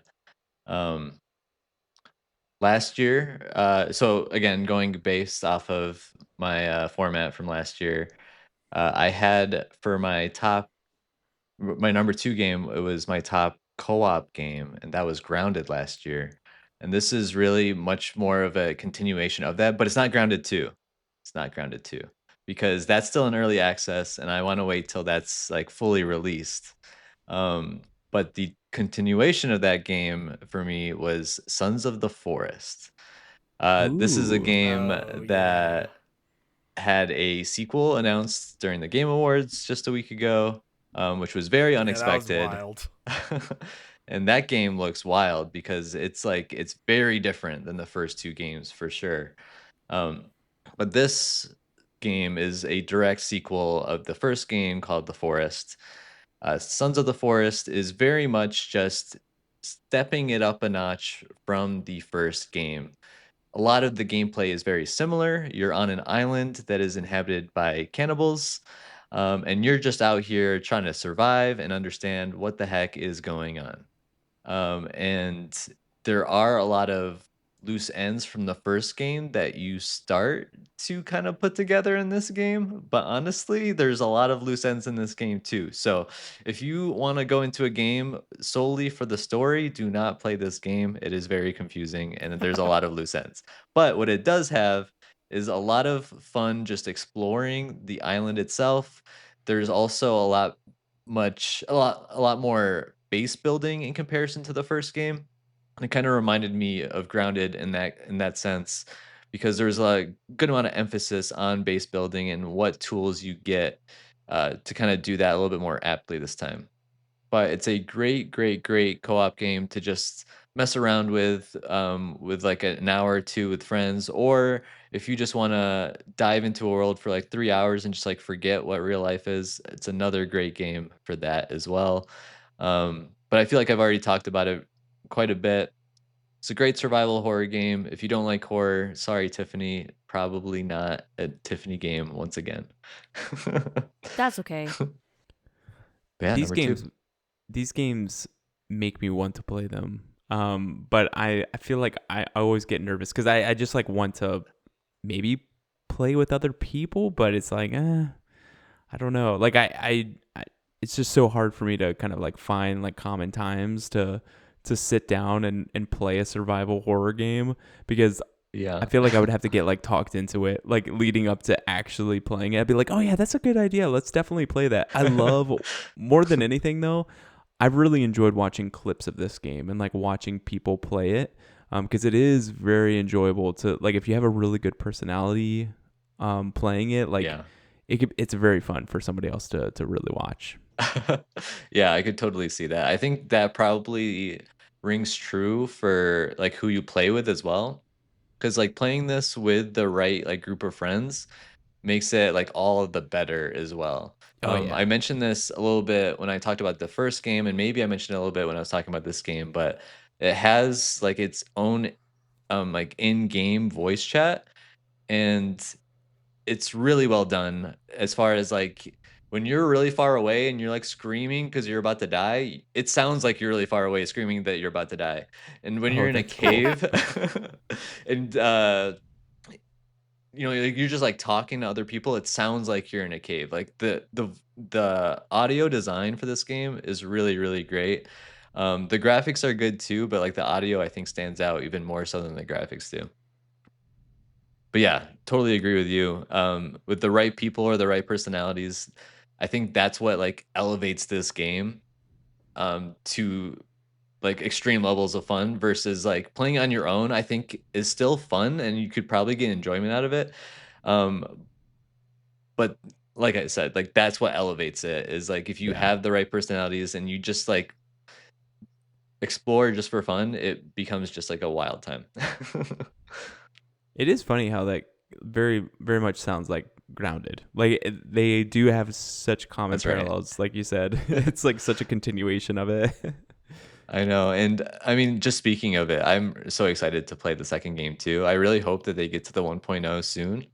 Um, but I think I've like found a genre or a niche that I actually like for survival games because for the longest time I couldn't really get into it. There's a lot of games like Rust, and games like Rust where I was like, oh, I really don't think this is that fun. But then I started playing Grounded, started playing Forest, and I was like, oh yeah, okay, I get it. I like these types of elements mixed into the survival genre, whether it's comedy like the Grounded games, or if it's like horror like the Forest games. I really like them. Or comedy like The Forest, right? It's got a mix of both a little bit. The comedy doesn't come from within the That's game. right. It That's comes right. from the people you play with. Yeah. That's right. All right, Tiffany. All right, Tiffany, number 2. Okay, so similar to Alex's number 2, my number 2 game of 2025, I've also not finished playing yet, but my number 2 game is Hades 2. Ooh, nice. I really enjoyed my time playing the game. I think I've put in about, I feel like at least 20 plus hours so far, maybe 30. I don't know. I have yet to literally beat the big bad down below once, and I haven't beat up top once, but I've encountered them both many times. Even though I haven't completed a run yet, I still like have a good time playing it and like getting to meet or see, characters that I've already seen before. Milanoe does play differently than Zagreus, so that's been fun. So far, my favorite weapon is the staff. I think I've unlocked almost all of them. Actually, no, I don't. There's still probably like 2 left that I have to unlock, but really like it. I think like it's really fun. And hopefully I'll be at least, my goal is to beat at least 1 run, and then I'll probably be good. That's kind of where I was at with Hades the first time. And then Alex has told me actually that people have talked about the final ending not being necessarily quote unquote worth it, but then Supergiant Games went back and kind of like edited it and updated it. So good for that. I probably won't make it that far though. So you haven't done the one below or the one above? Is that what you said? Correct. Okay. I've met them multiple times, but I've yet to desecrate their bodies. If I were to give you, that's a weird choice of words, but what are you doing down there? My piece of advice is to focus on the one below until you beat them. Okay. Because like you might gain a lot of good experience and like more permanent rewards because it's a little bit of an easier path to get down there. So I feel like it might be easier to get through it before tackling the top, because the top is considerably harder in my opinion. Yeah. And I think to get the secret ending, I think you have to beat both 10 times. Like both 10 times. Oh dang. Yeah, not happening. In the first game it was like beat the game 10 times period and you get the secret ending. Right. And I think what I've heard online is that it's like 10 for both. Maybe I'm wrong, but I've definitely beaten the bottom one like maybe 7 times, and the top one like maybe 3 or 4. Like the top one does kick my butt all the time. It's not even like the final, it's like the path leading up to it is, some of those enemies are just so difficult. Rough. Do you think that in comparison to Hades 1, like your mileage is going to vary, I guess, depending upon, when you desecrate their bodies. Do you think at the end of the desecration, are you going to prefer Hades 1 or Hades 2? Ooh, that's a good question. So in 2, I really like the introduction of pets. Is that a spoiler? No. I don't think that's a spoiler. Yeah. I really like the introduction of pets, even though right now my pets are kind of like, I only have 2 of them, but like I really like them. And then I also just love the whole tarot card magic system. Yeah, I love that. Like that's really fun. I mean, it's essentially a skill tree, but like it's just so beautiful and it's so thematic, That's a really good question. I might lean towards Hades 2 potentially because she's also a girl. Okay. Like I relatable. I mean, like, yeah, it's like girl power, I mean, I feel like it in the storyline being she's just trying to get back to her family, whereas Zagreus is having like teen drama with his dad. I mean, it's still familial drama, you know what I mean? But like Melanoe's story just seems a little bit more relatable or understanding, I guess. And so I think I prefer Hades 2. I think that's fair, as you hear that with like minimal confidence. Yeah, she has to get there though. Yeah. It is pending. Pended. Yeah. Pended. I think that's fair. Like I think it's made Hades better in almost every fashion. Hades was so good that just because it's better, maybe you don't even notice that it's better, because Hades, like honestly, if they just made Hades 2 exactly the same as Hades, it's like, oh, more Hades. This is perfect. But I Yeah. love the aspect of it that's like more like coven focused. Like she's a witch. She Yeah, grew she's a up witch. being taught by witches, and so you literally have like a brew pot that you concoct things in. You you have those tarot cards that you work and you upgrade to. Like there are a lot of really fun things, and there's maybe more collectibles because there's so many more ways that you can kind of fine tune your runs. Like you can for sure use that staff, but spoiler, there will be a way to make that staff better potentially, or just different. Like it just to like set up a run of like there are certain items. There's one that's like a knife and kind of almost like a scythe, like two single-handed weapons that you can play. There is a way to make it different so that your backstab damage is increased.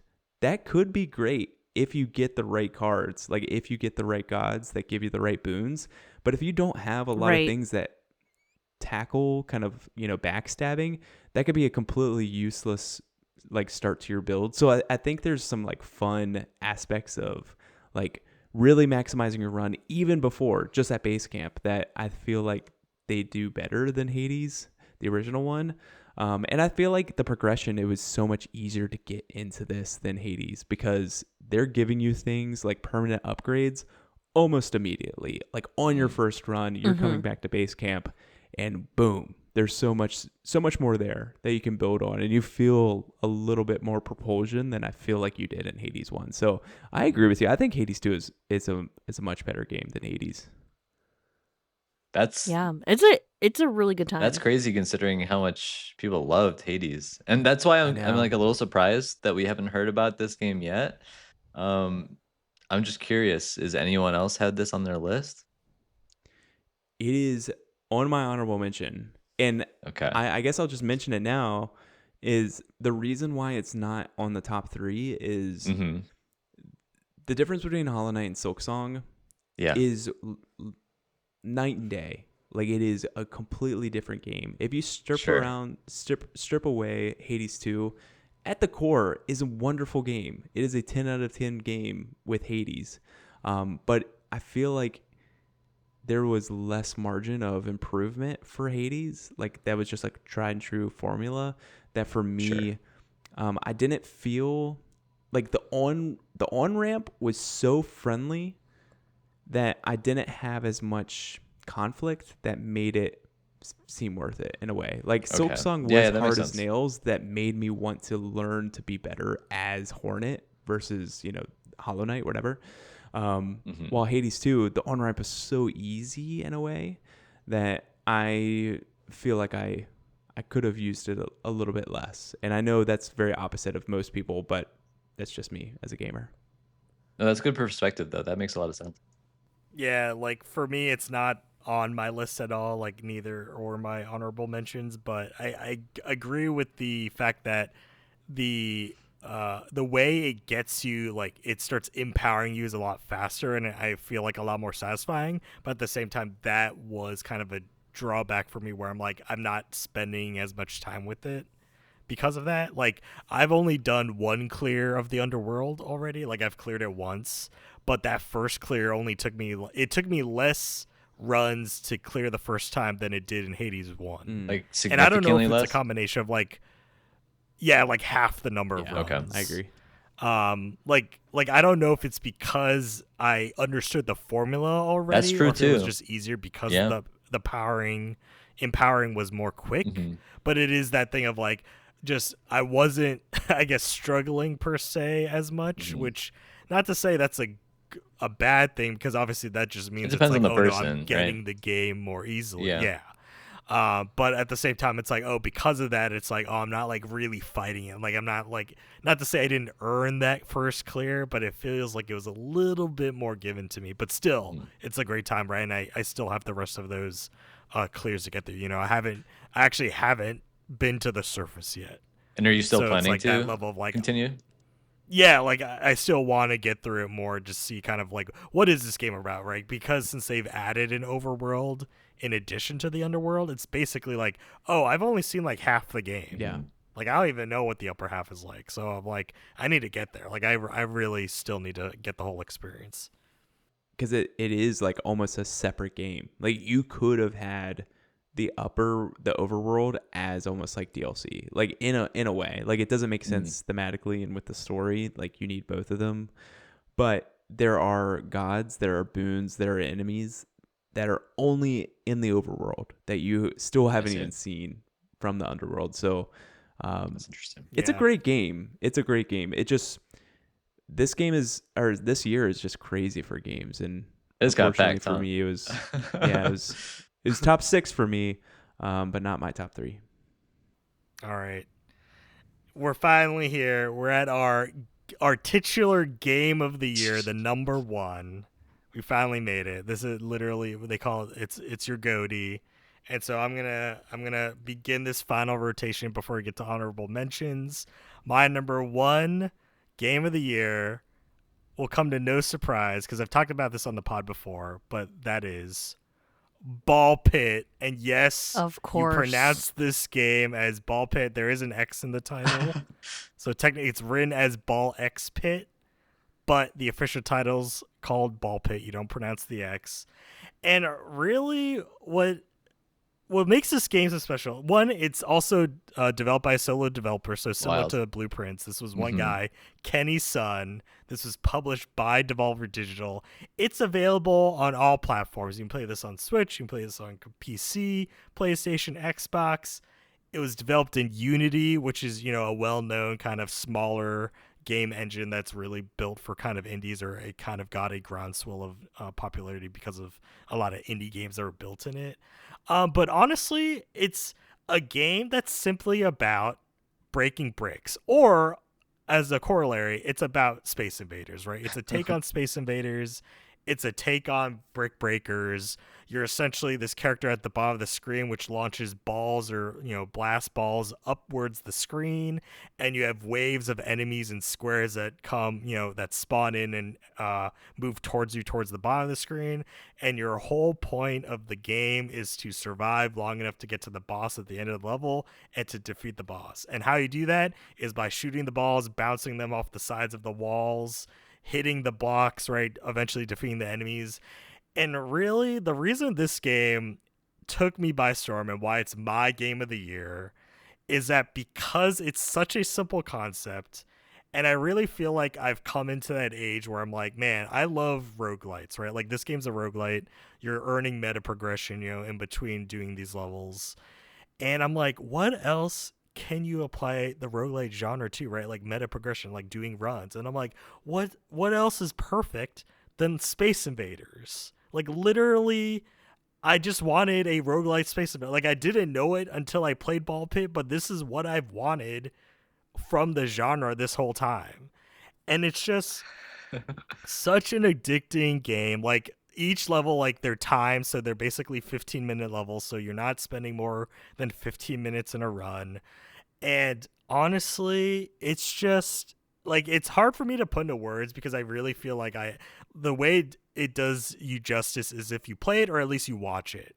Because I feel like the main thing is that it's so mesmerizing to see these balls like launch from the bottom of the screen, bounce around, clear enemies, and you earn points. You upgrade your balls, so there's this idea of every character, like there's a character selection, and each character is a particular type of ball that's their custom ball. And as you clear levels, you earn experience, you level up, you gain upgrades, you can then gain other ball types. And eventually you can, once you've upgraded your ball types up to a certain level, you can then fuse the balls. So then you have combinations of ball types going on. So let's say you have a spike ball, and then you have like a ball that causes earthquakes, which basically deal AoE damage to multiple enemies. You can combine that spike ball with the earthquake causing ball, and then you basically cause earthquakes that cause the enemies to bleed. And so it's like simple combinations like that where you're like, okay, this ball does this ball does that. What happens when I fuse two balls together? And you're like, oh, now I have a ball that basically causes all the enemies to go blind on the screen. So every time they attack me, they have a chance of actually missing me because they're blinded. They have a blinded status effect. And there's just simple things like that where I'm like, you play the game, you'll understand it. Like I don't want to spend too much time on it because I think playing it will convince you. Like Ball Pit is a great time. It's cheap. It's $14.99. Like it doesn't cost you that much. It's available on all platforms. It's accessible. Like just play Ball Pit and you will understand the glory that is Ball XP. Thank you for coming to my TED Talk. Oh my gosh. I love the fact that we have multiple games on our top threes that are indie games Yeah. because it shows like that you can have an incredibly cool idea for a game and you don't need to have like AAA budget, right? And you can still have it be one of someone's top 3 games that they've played all year, which is insane. And honestly, this is not really much on my Yeah. radar, but the more I hear about it, the more like you tell me about it as well, the more I want to try it. You should check out Alex. You did a one up review. That's What are true. we calling it? Plus solo reviews plus 1XP.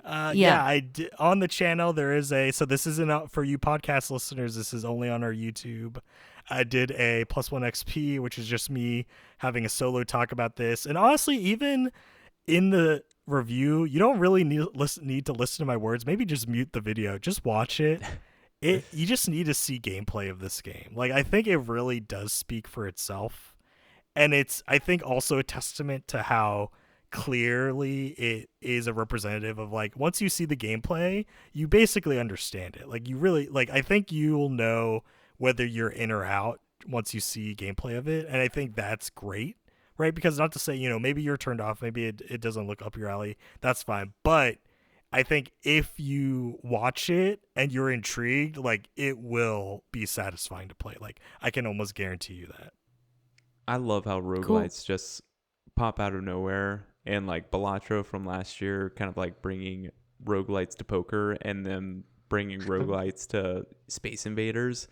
I love it. I love that formula. This has definitely been something on my list. I have not checked it out. But that it is so cheap, like I might get that sooner than later. You have a new follower in your Ball Pit. Yeah, group. welcome to my Ball Pit. And honestly, and I don't want to say it's a testament to anything. I have it on Steam because I was like, this is a great Steam Deck game. Mm-hmm. Like, my God, like I love playing this on my Steam Deck. But it is a layer of, like, honestly, and because of how affordable it is, I'm like, I think I need to get this on PlayStation 2 just for the trophies. You gotta get that platinum, bro. Like, yeah, like I 100% on Steam. Like I'll 100% again on PlayStation. I don't care. Like this is how much I love this game. Like I typically, like, as much as I love supporting games, right? Like I don't necessarily go buy multiple copies on different platforms, but this is one of the first games in a long time that I've been convinced where I'm like, I think this is worth, like, I should buy a second copy on another platform just so I can continue to enjoy it. Which is like, to me, I'm like the fact that it's able to really push me to that edge, I'm like, there's no way this can't be my game of the year. Love it. I will 100% check it out. I am surprised, though, that this is your number one game. Because I was thinking you and I might share the number one game. And it's not even on your top 3. Oh, crazy. Yeah, so it looks like there isn't an overlap. I don't think so. I think I might know what that Potentially. game is. Because Me too. if anybody watched the Game Awards, I thought we were all going to be talking about it. No, but so my number one game is Expedition 33. This is a game that was very special to me. Honestly, it was Expedition 33's year to lose it, I guess. Like, honestly, as soon as I booted it up, I was like, this is very different. This is very, very special. Of course, I love my movies, and this is probably the closest thing I've gotten to a movie in a long time. Like, I think Death Stranding definitely was knocking on that door. Still need to get back to Death Stranding 2, rip, not mentioned tonight. But Expedition 33 is something that the story itself, like this is the first game from a new studio, past AAA devs coming together and figuring this out together at Sandfall Interactive. They've gotten all their flowers, so I probably don't even need to say anything more. But it follows a story of expedition members where there is a paintress at the end of the world that basically says, every year they paint a new number that's one less than the year before. And if you're older than whatever number that they are doing, you will disappear and die and forever go away. And that is a wonderful premise. Like, this is going to be made into a movie. I don't even know if they're going to be able to make it into a movie. Like, because you really need the 30, 40 hours it takes to kind of go through this to really understand the story and for it to get, enough time to deal with the characters for it to mean anything. And so I love it. It was my favorite story of the year, favorite narrative. It made me just be shocked at things that were happening on the screen. It made me happy. It made me sad.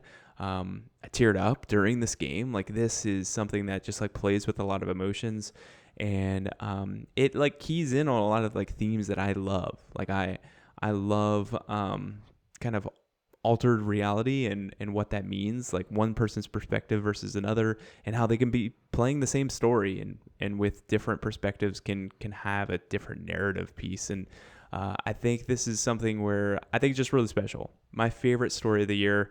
It definitely is not without its qualms. When I say 10 out of 10, I say it's a masterpiece. And the reason why this is such a masterpiece to me is its story and its music and its voice acting, and these cutscenes are beautiful. The backdrops are beautiful.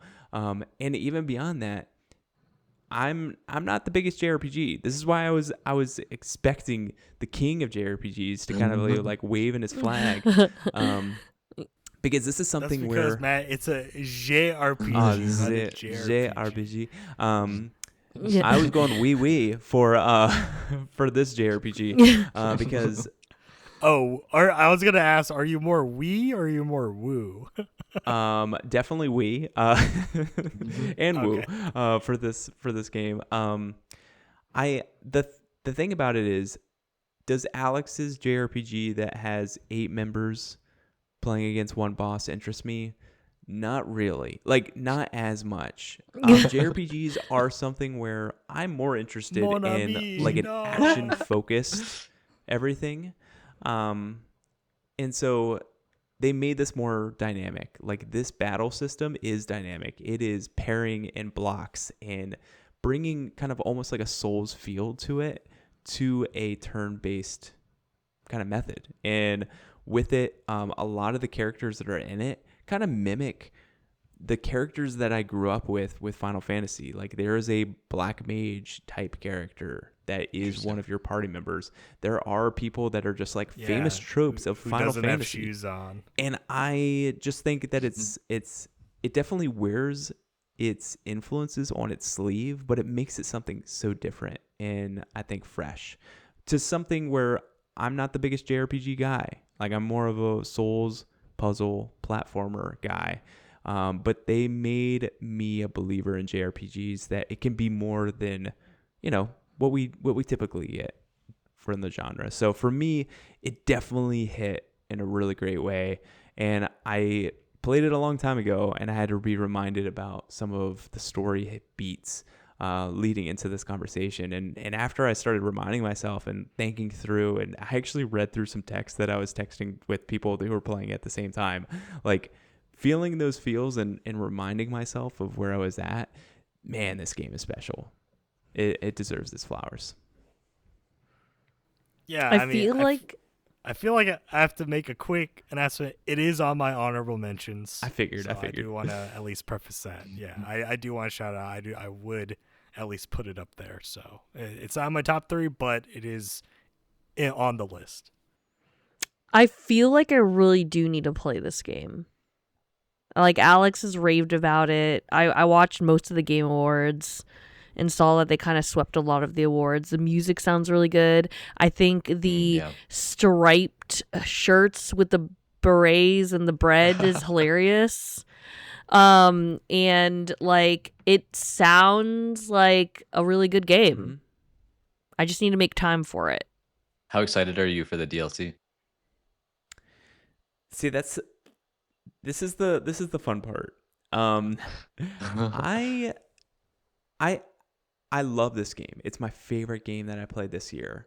for Hmm. whatever reason, my story's done with Expedition 33. Like seeing a Interesting. new dungeon, um, I'm It's like that I'm expedition's good. Like over. I think that the story was just so complete, and where I finished off, like I finished off the secret boss prior to finishing the main story. Like the main story was the last thing I did in there, and I feel Interesting. like to me that I feel like a very complete story. And so I'm sure it's great. It might be one of those things where, if there were some additional improvements or whatever, it might be one of those things where I just revisit all at once. But for me, I'm like so content with my time.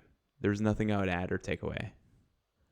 Interesting. So how I don't know too much about the DLC. I assume you do. Is it supposed to be like integrated into the existing story, or is it supposed to be separate, like a continuation? Sounds It's like it's it's supposed really to be just the like a former. it's like a thank you DLC. It has some new animations for the characters. It has new costumes. It does have new enemies and potentially a new dungeon, but that dungeon is kind of one of the main characters' kind of like earliest memories and kind I of like see. earliest Okay. creations. And so it's not necessarily integral from what I've heard on the streets. Um, Interesting. so it's not, I think it would be something in a similar light to like the Astrobot DLC of like if you still have it downloaded, I would play it. But since it's not and it's kind of fallen off my console, I don't know if I'd boot it up just for that. Because I've That's seen a fair. lot of the new animations and cutscenes and even like some of the dungeon design, and I've enjoyed watching that content. But for me, like I feel like I'm good. I feel like I'm good. That doesn't take Yeah, anything away from the game. It's just I think how I ended my story with it, I feel good about that. that's fair. So it sounds like it's more beneficial for like a replay or for someone playing it new or hasn't finished it. Yeah, yeah. That's what it Yeah. sounds like to me, at least. Okay. It's good to know. Yeah, I mean, this is definitely a game that I'm going to play at some point. I can't wait to see what it's like, but I've only heard amazing things, just like what you're saying. Yasser, we can be game buddies when we finally get to this game. Okay, you let me know when you're ready to start it. Maybe we can start at the same time. Okay. Yeah, Yeah. you do the Claire Obscure Expedition 33 book club. Yeah, that's right. Yeah. All right, are we ready? We're ready. Yep. Yeah, Yasser, your game of the year, Game or of at the year. least your number Yeah. one, or your game of the category you're talking about Yeah, this yeah, I think time. that's more accurate. It is my number one for this list of games of the year. Uh, I don't recall if I said for my top experience last year if it was the best single player game or just the best story game. In this case, it's going to be my best story game or my favorite story game of the year, even though Oh, technically you can play this both co op or single player. Um, oh, and it is Baldur's Gate 3. wow. Whoa. Yes. So this is a game that I think I mentioned before on the pod. I just don't remember when. But it's a game that I played through completely with a few friends. And so I completely experienced it as like a party, and that was a really fun and rewarding experience. And I liked it so much that I am ready, probably next year, like early next year, to just jump in again and do this all over again, but by myself this time, so I can like truly experience like Wow. the nitty gritty pieces of it. W- Because I think What a commitment. when you play this game, I think you quickly realize like how much depth this game has as far as the different storylines that it has, the different characters, the different decisions that you can make with those characters. There's so many different things that you can do that like playing it again almost just feels like getting to play another game. Because you can do things so differently that sure maybe a lot of the like main beats remain the same, but you're going to experience a lot of cutscenes, a lot of dialogue, a lot of storylines that you didn't get to experience the first time around. And so I'm really excited to do that. But yeah, this was a really good experience. I don't think I really need to introduce it very much because it's a very well-known quantity at this point. Um, but great RPG with great characters, great writing, great voice acting. And I guess like the biggest thing that I was kind of concerned about early on when I just heard about this game was like I don't know very much about D&D. I don't know like how the gameplay would work. Would it be fun enough with the like turn-based combat and the D20 rolls and everything? But honestly, like this makes me more willing to try D&D in the future because it's just like such a cool like concept in general of like having a story-based game alongside these like skill checks that you have to complete. And if you complete them, you can see what that looks like. And if you don't, you can see what that looks like. And either way, it's still a rewarding and fun experience. So great game. And I really had a great time with it. Man, That's awesome. that's a crazy journey because definitely it feels like you said before, you weren't the biggest into turn based Yeah. like combat or like RPGs. So I'm like, I felt like BG3, like Baldur's Gate, is like basically became like the quintessential turn based RPG. And like if you like this, I feel like it does kind of open up the genre to say like, maybe there are others you can enjoy. If anything, this is kind of the peak. So you've started very high, Yeah. but I think you at least understand the genre can be great. Yeah, Right? As exactly. BG3 It's like has it's demonstrated. almost like a gateway drug in a way where maybe you don't get that same high from another game, but like but like what you do like about this game and how it can translate into other games as well. So I definitely agree with that. And was it on one of your like top experiences before, Alex, or am I misremembering? No, yeah, I actually haven't played it myself, but Okay. I've watched so much of this Oh, game. really? Like I've watched other people's playthroughs. Like I appreciate like how ambitious Baldur's Gate Yeah, is. Like especially Baldur's Gate totally. 3. It's just something where I'm like, I've already like 300-hour games I'm committed to. Right. I just can't put another one of those on the list. Totally.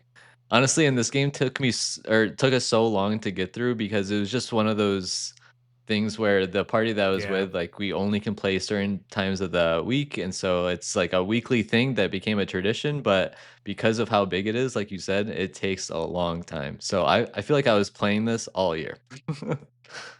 Oh no. And I mean, I feel like that just makes it more of a journey, right? Like That's it's true. That's truly true. you went on this like epic journey That's right. together. Are we ready for my game of the year? Let's do it. Let's do it. All Okay. right. Tiffany's game of the year, number 1. So this game is the most Tiffany game I've played this year. And it is Hello Kitty There's the Island. joke. No, I'm just kidding. It's not that. It's not that. There it Yeah. is. It's just- She no. brought it back. No, okay. close So to that, my right? game of the year, I've played over 100 hours of this game, and I'm like 4 trophies away from the Wow. platinum. But I'm just like, no. I like it the way it is, Mhm. and this game is very near and dear to my heart. Fantasy Life I : The Girl Who Steals Time. It is That title essentially is kind of like a wild. JRPG. Yeah. It is. It's Sounds long like and a descriptive. JRPG. Oh. Yeah. And it is a game where you choose a class and then you go and just travel along. It's a JRPG. You just go and like fight the monsters that are on the map. You go on side quests. You go on like I probably went on like 200 fetch quests. There's a large open world map that you can explore with friends or randos on the internet, and you go and like, dungeon crawl and like, to get the best materials for these boss area monsters. The art's really cute. It ran great. It was such a fun game to play on Portal. I built up a town. I had like a little Animal Crossing area. You end up befriending these people that had turned into inanimate objects, and you basically like revitalize them and turn them back into people, and then those are the villagers of your island, and you can decorate and you collect things and you craft things and you cook things and you fish. Oh my gosh, I was about to ask.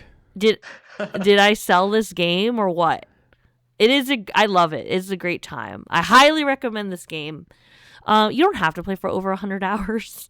I feel like people can like kind of play and beat the story, and in like the good old 40 to 60 hour range.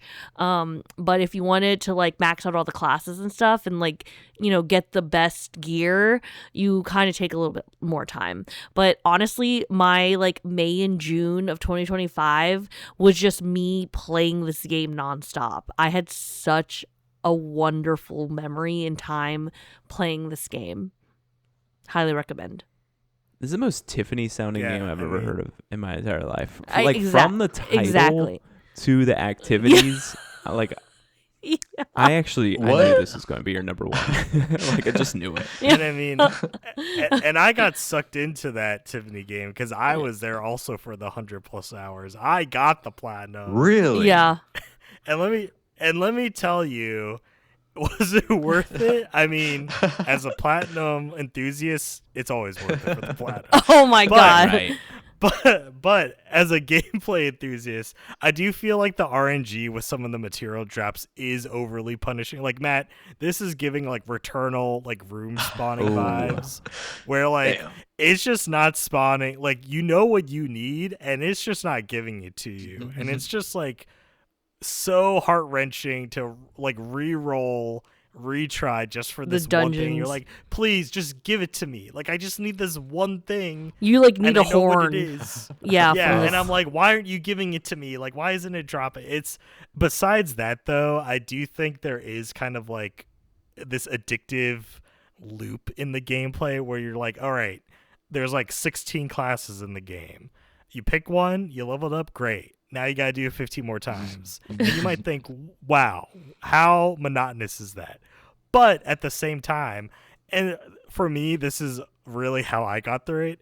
It is one of the most quintessential podcast games there is. Yes. Like, you are not, like, you're turning the volume off on this game. Oh my God. Put on a YouTube or podcast video in the background. Boom. Amazing time. Who cares how many times I have to re-roll this dungeon? I'm getting that drop if it takes me 10 hours, but I got through 10 hours worth of podcasts in that time. That's hilarious. Great. No notes. Actually, I can't remember if I listened to an audiobook when No, you totally listened to audiobook. Okay, I did. You guys, I did. I think when I was like rummaging through the open world, like picking up materials and like, fishing for like, I needed to collect like 8 fish for this one guy. You're right, Alex. I can't remember which audiobook I was listening to, but I did get through like an audiobook or two while playing this game, which made it even more cozy. Like, I mean, there was a story there, but like I didn't need to like keep track of like 50. This wasn't Final Fantasy 16 where I'm like, who is this person in relation to this other person and what's their lore? And now I can like, open up the lore guide on screen. Like, yeah, it wasn't any of that. It was like, She's a warrior. The girl who steals time. Oh yeah. You're telling me there's no lore in Fantasy Life the girl who steals time, where the thumbnail it's looks not like they're writing like a Digimon. Yeah. It's a dragon. Yeah, it does. It looks like a Digimon, but yeah, I swear. It kind of does look like a Digimon. I mean, there's lore, but it's not like deep lore. You know what I'm saying? Like, it's not George R.R. Martin lore. I've got to say, this game is like completely not on my radar. But pulling it up on Steam and like reading all the amazing reviews, literally it has like 95% plus recommended reviews. It seems like people really like this game. Like, really like this game. Like, you are not alone in saying that this is your Cody, and you are not alone in like people putting in hundreds of hours in this game. It's wild. Yeah, this is the people's game. That's what they say. Yeah. Yeah. Oh man, what a way to round out the list. It really does feel like these games like do show we have games taste, for everybody right? on this pod. That's a great thing. Honestly, yeah. Yes. We run the gamut. You can't say we're shills of any one platform or publisher. That's right. Or genre, even though Matt keeps trying to pigeonhole me into JRPGs. I don't know why. Listen, Just because a guy one time says he loves the entire JRPG genre, he gets branded for life as a Like JRPG I shill, I said, think. it wasn't that you used JRPGs. It was that it was your number 2 pick, and your number 1 pick was an individual JRPG. I stand by that. And I say it every time. It had to be done, man. It had to be done. Okay. Well, I know we're long into the tooth, but I do want to bring up the honorable mention section here at the end. So the games that didn't make our top 3, but that we do want to give shout outs. I'm going to go first. I already said, Clair Obscure Expedition 33 was on my list. I just have 2 other quick ones. Obviously, I have to shout out Roadcraft. Classic. This was another game I did a +1 XP video on. So podcast listeners, that is on our YouTube channel at RXP Podcasts. This is just a great road building vehicle driving sim. It's obviously not most people's tastes, but I think it does the sim well enough in an arcade way that it's just a fun time. And so, me, I love SnowRunner. This is SnowRunner adjacent. It's a great time. It's also a game I haven't finished yet, but it is on that thing where I'm like, I know I can come back to this at any given moment in the future and have a great time with it. And the other game I want to shout out very quickly, obviously, because I hyped this game up prior to this year. It was I think it was on my most anticipated list, and that is the game with the best title of any game this year, Like a Dragon, Pirate Yakuza in Hawaii. And this game is similar to Ball Pit, where you look at that title, that's literally a game. So if any of those words interest you, go check it out. Thank you. I guess in comparison to Roadcraft, you could tell it's a game, but Fantasy Life, the girl who steals time, I still think takes the cake. I don't know. Pirate Yakuza in Hawaii? Let's be real here. Let's retreat ourselves. I'm interested in that game for sure. My honorable mentions, I have 4, 5, and 6 on my list. 4, just barely right outside of it, was Donkey Kong Bonanza. Ton of fun. Ooh. Love that game. Oh, completed the game. Got everything. All the secrets. Did not play the DLC. Don't at me, but it was really, really fun. Loved it. It was a great way to get back into like a Nintendo platformer. Like the sheen on that was so good. Hades 2 was my number 5 on the list. I've already talked about that. And then number 6 is something that just personally was really fun. That Maddie and I played a ton of. We haven't played in a while. Mario Kart World. Like that game. Oh, so there much fun. it is. I honestly. Matt, I'll be honest. I thought this should have been in your top 3. It honestly should be, but that's not my fault. That's Nintendo's fault. Because here's the thing. This game defined my summer. Like, it was something on our TV multiple hours a day. I'm like heating up food or something. Maddie's playing a couple races. Like, it just defined our summer. And Donkey Kong Bonanza came out. And perfect. This is a perfect setting for DLC or any DLC. We've gotten 0 DLC. Like, the only DLC that they've done was to increase the volume, like from high to low. Like, that is the DLC that they've done.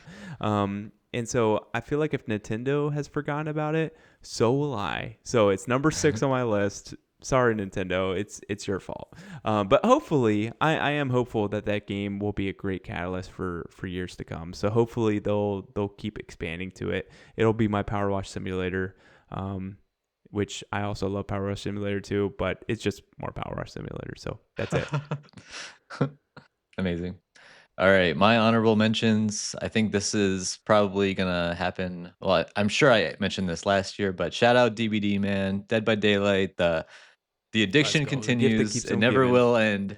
Probably. Shout out that game. Put in another like 100 hours, probably multiple 100 hours. Shout out to Battlefield 6. That was a great shooter this year that kind of just couldn't really fit in because there were just better games. But Battlefield 6, honestly, a really great shooting game. Favorite shooter of the year for sure. And lastly, I might have mentioned this last year. I don't recall, but I played it like end of last year, early this year, and kind of sprinkled it in every so often. And it was Human Fall Flat. Shout out Human Fall Flat. Oh, Great co-op yeah. game. If you ever need a game that's like It Takes Two as far as like needing the coordination and everything, it's really fun and they're always adding new levels. Shout out Human Fall Flat.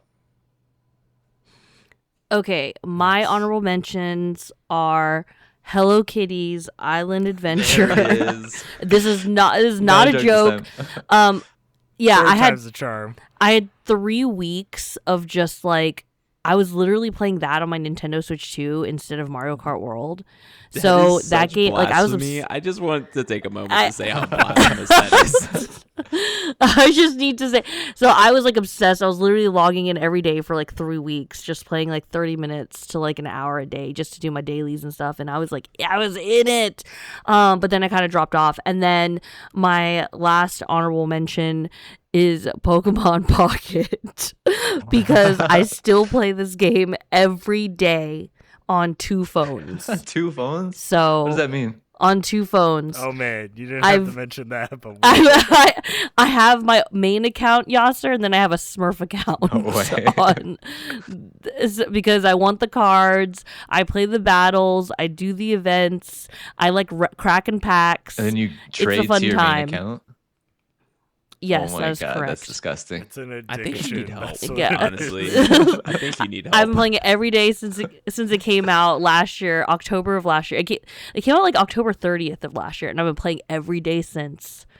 And on our next episode, it'll be the rehabilitation episode. I know. It's our intervention. Intervention of episode. Pokemon Pack.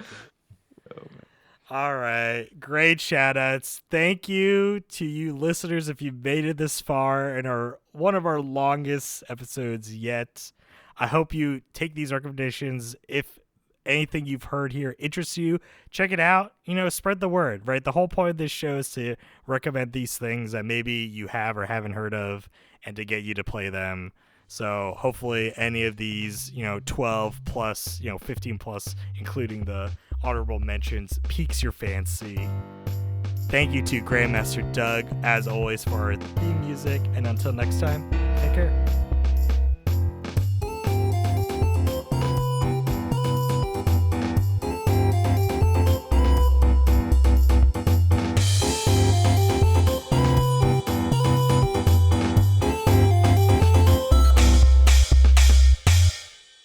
But I've yet to desecrate their bodies. I think you should ditch him and be my +1.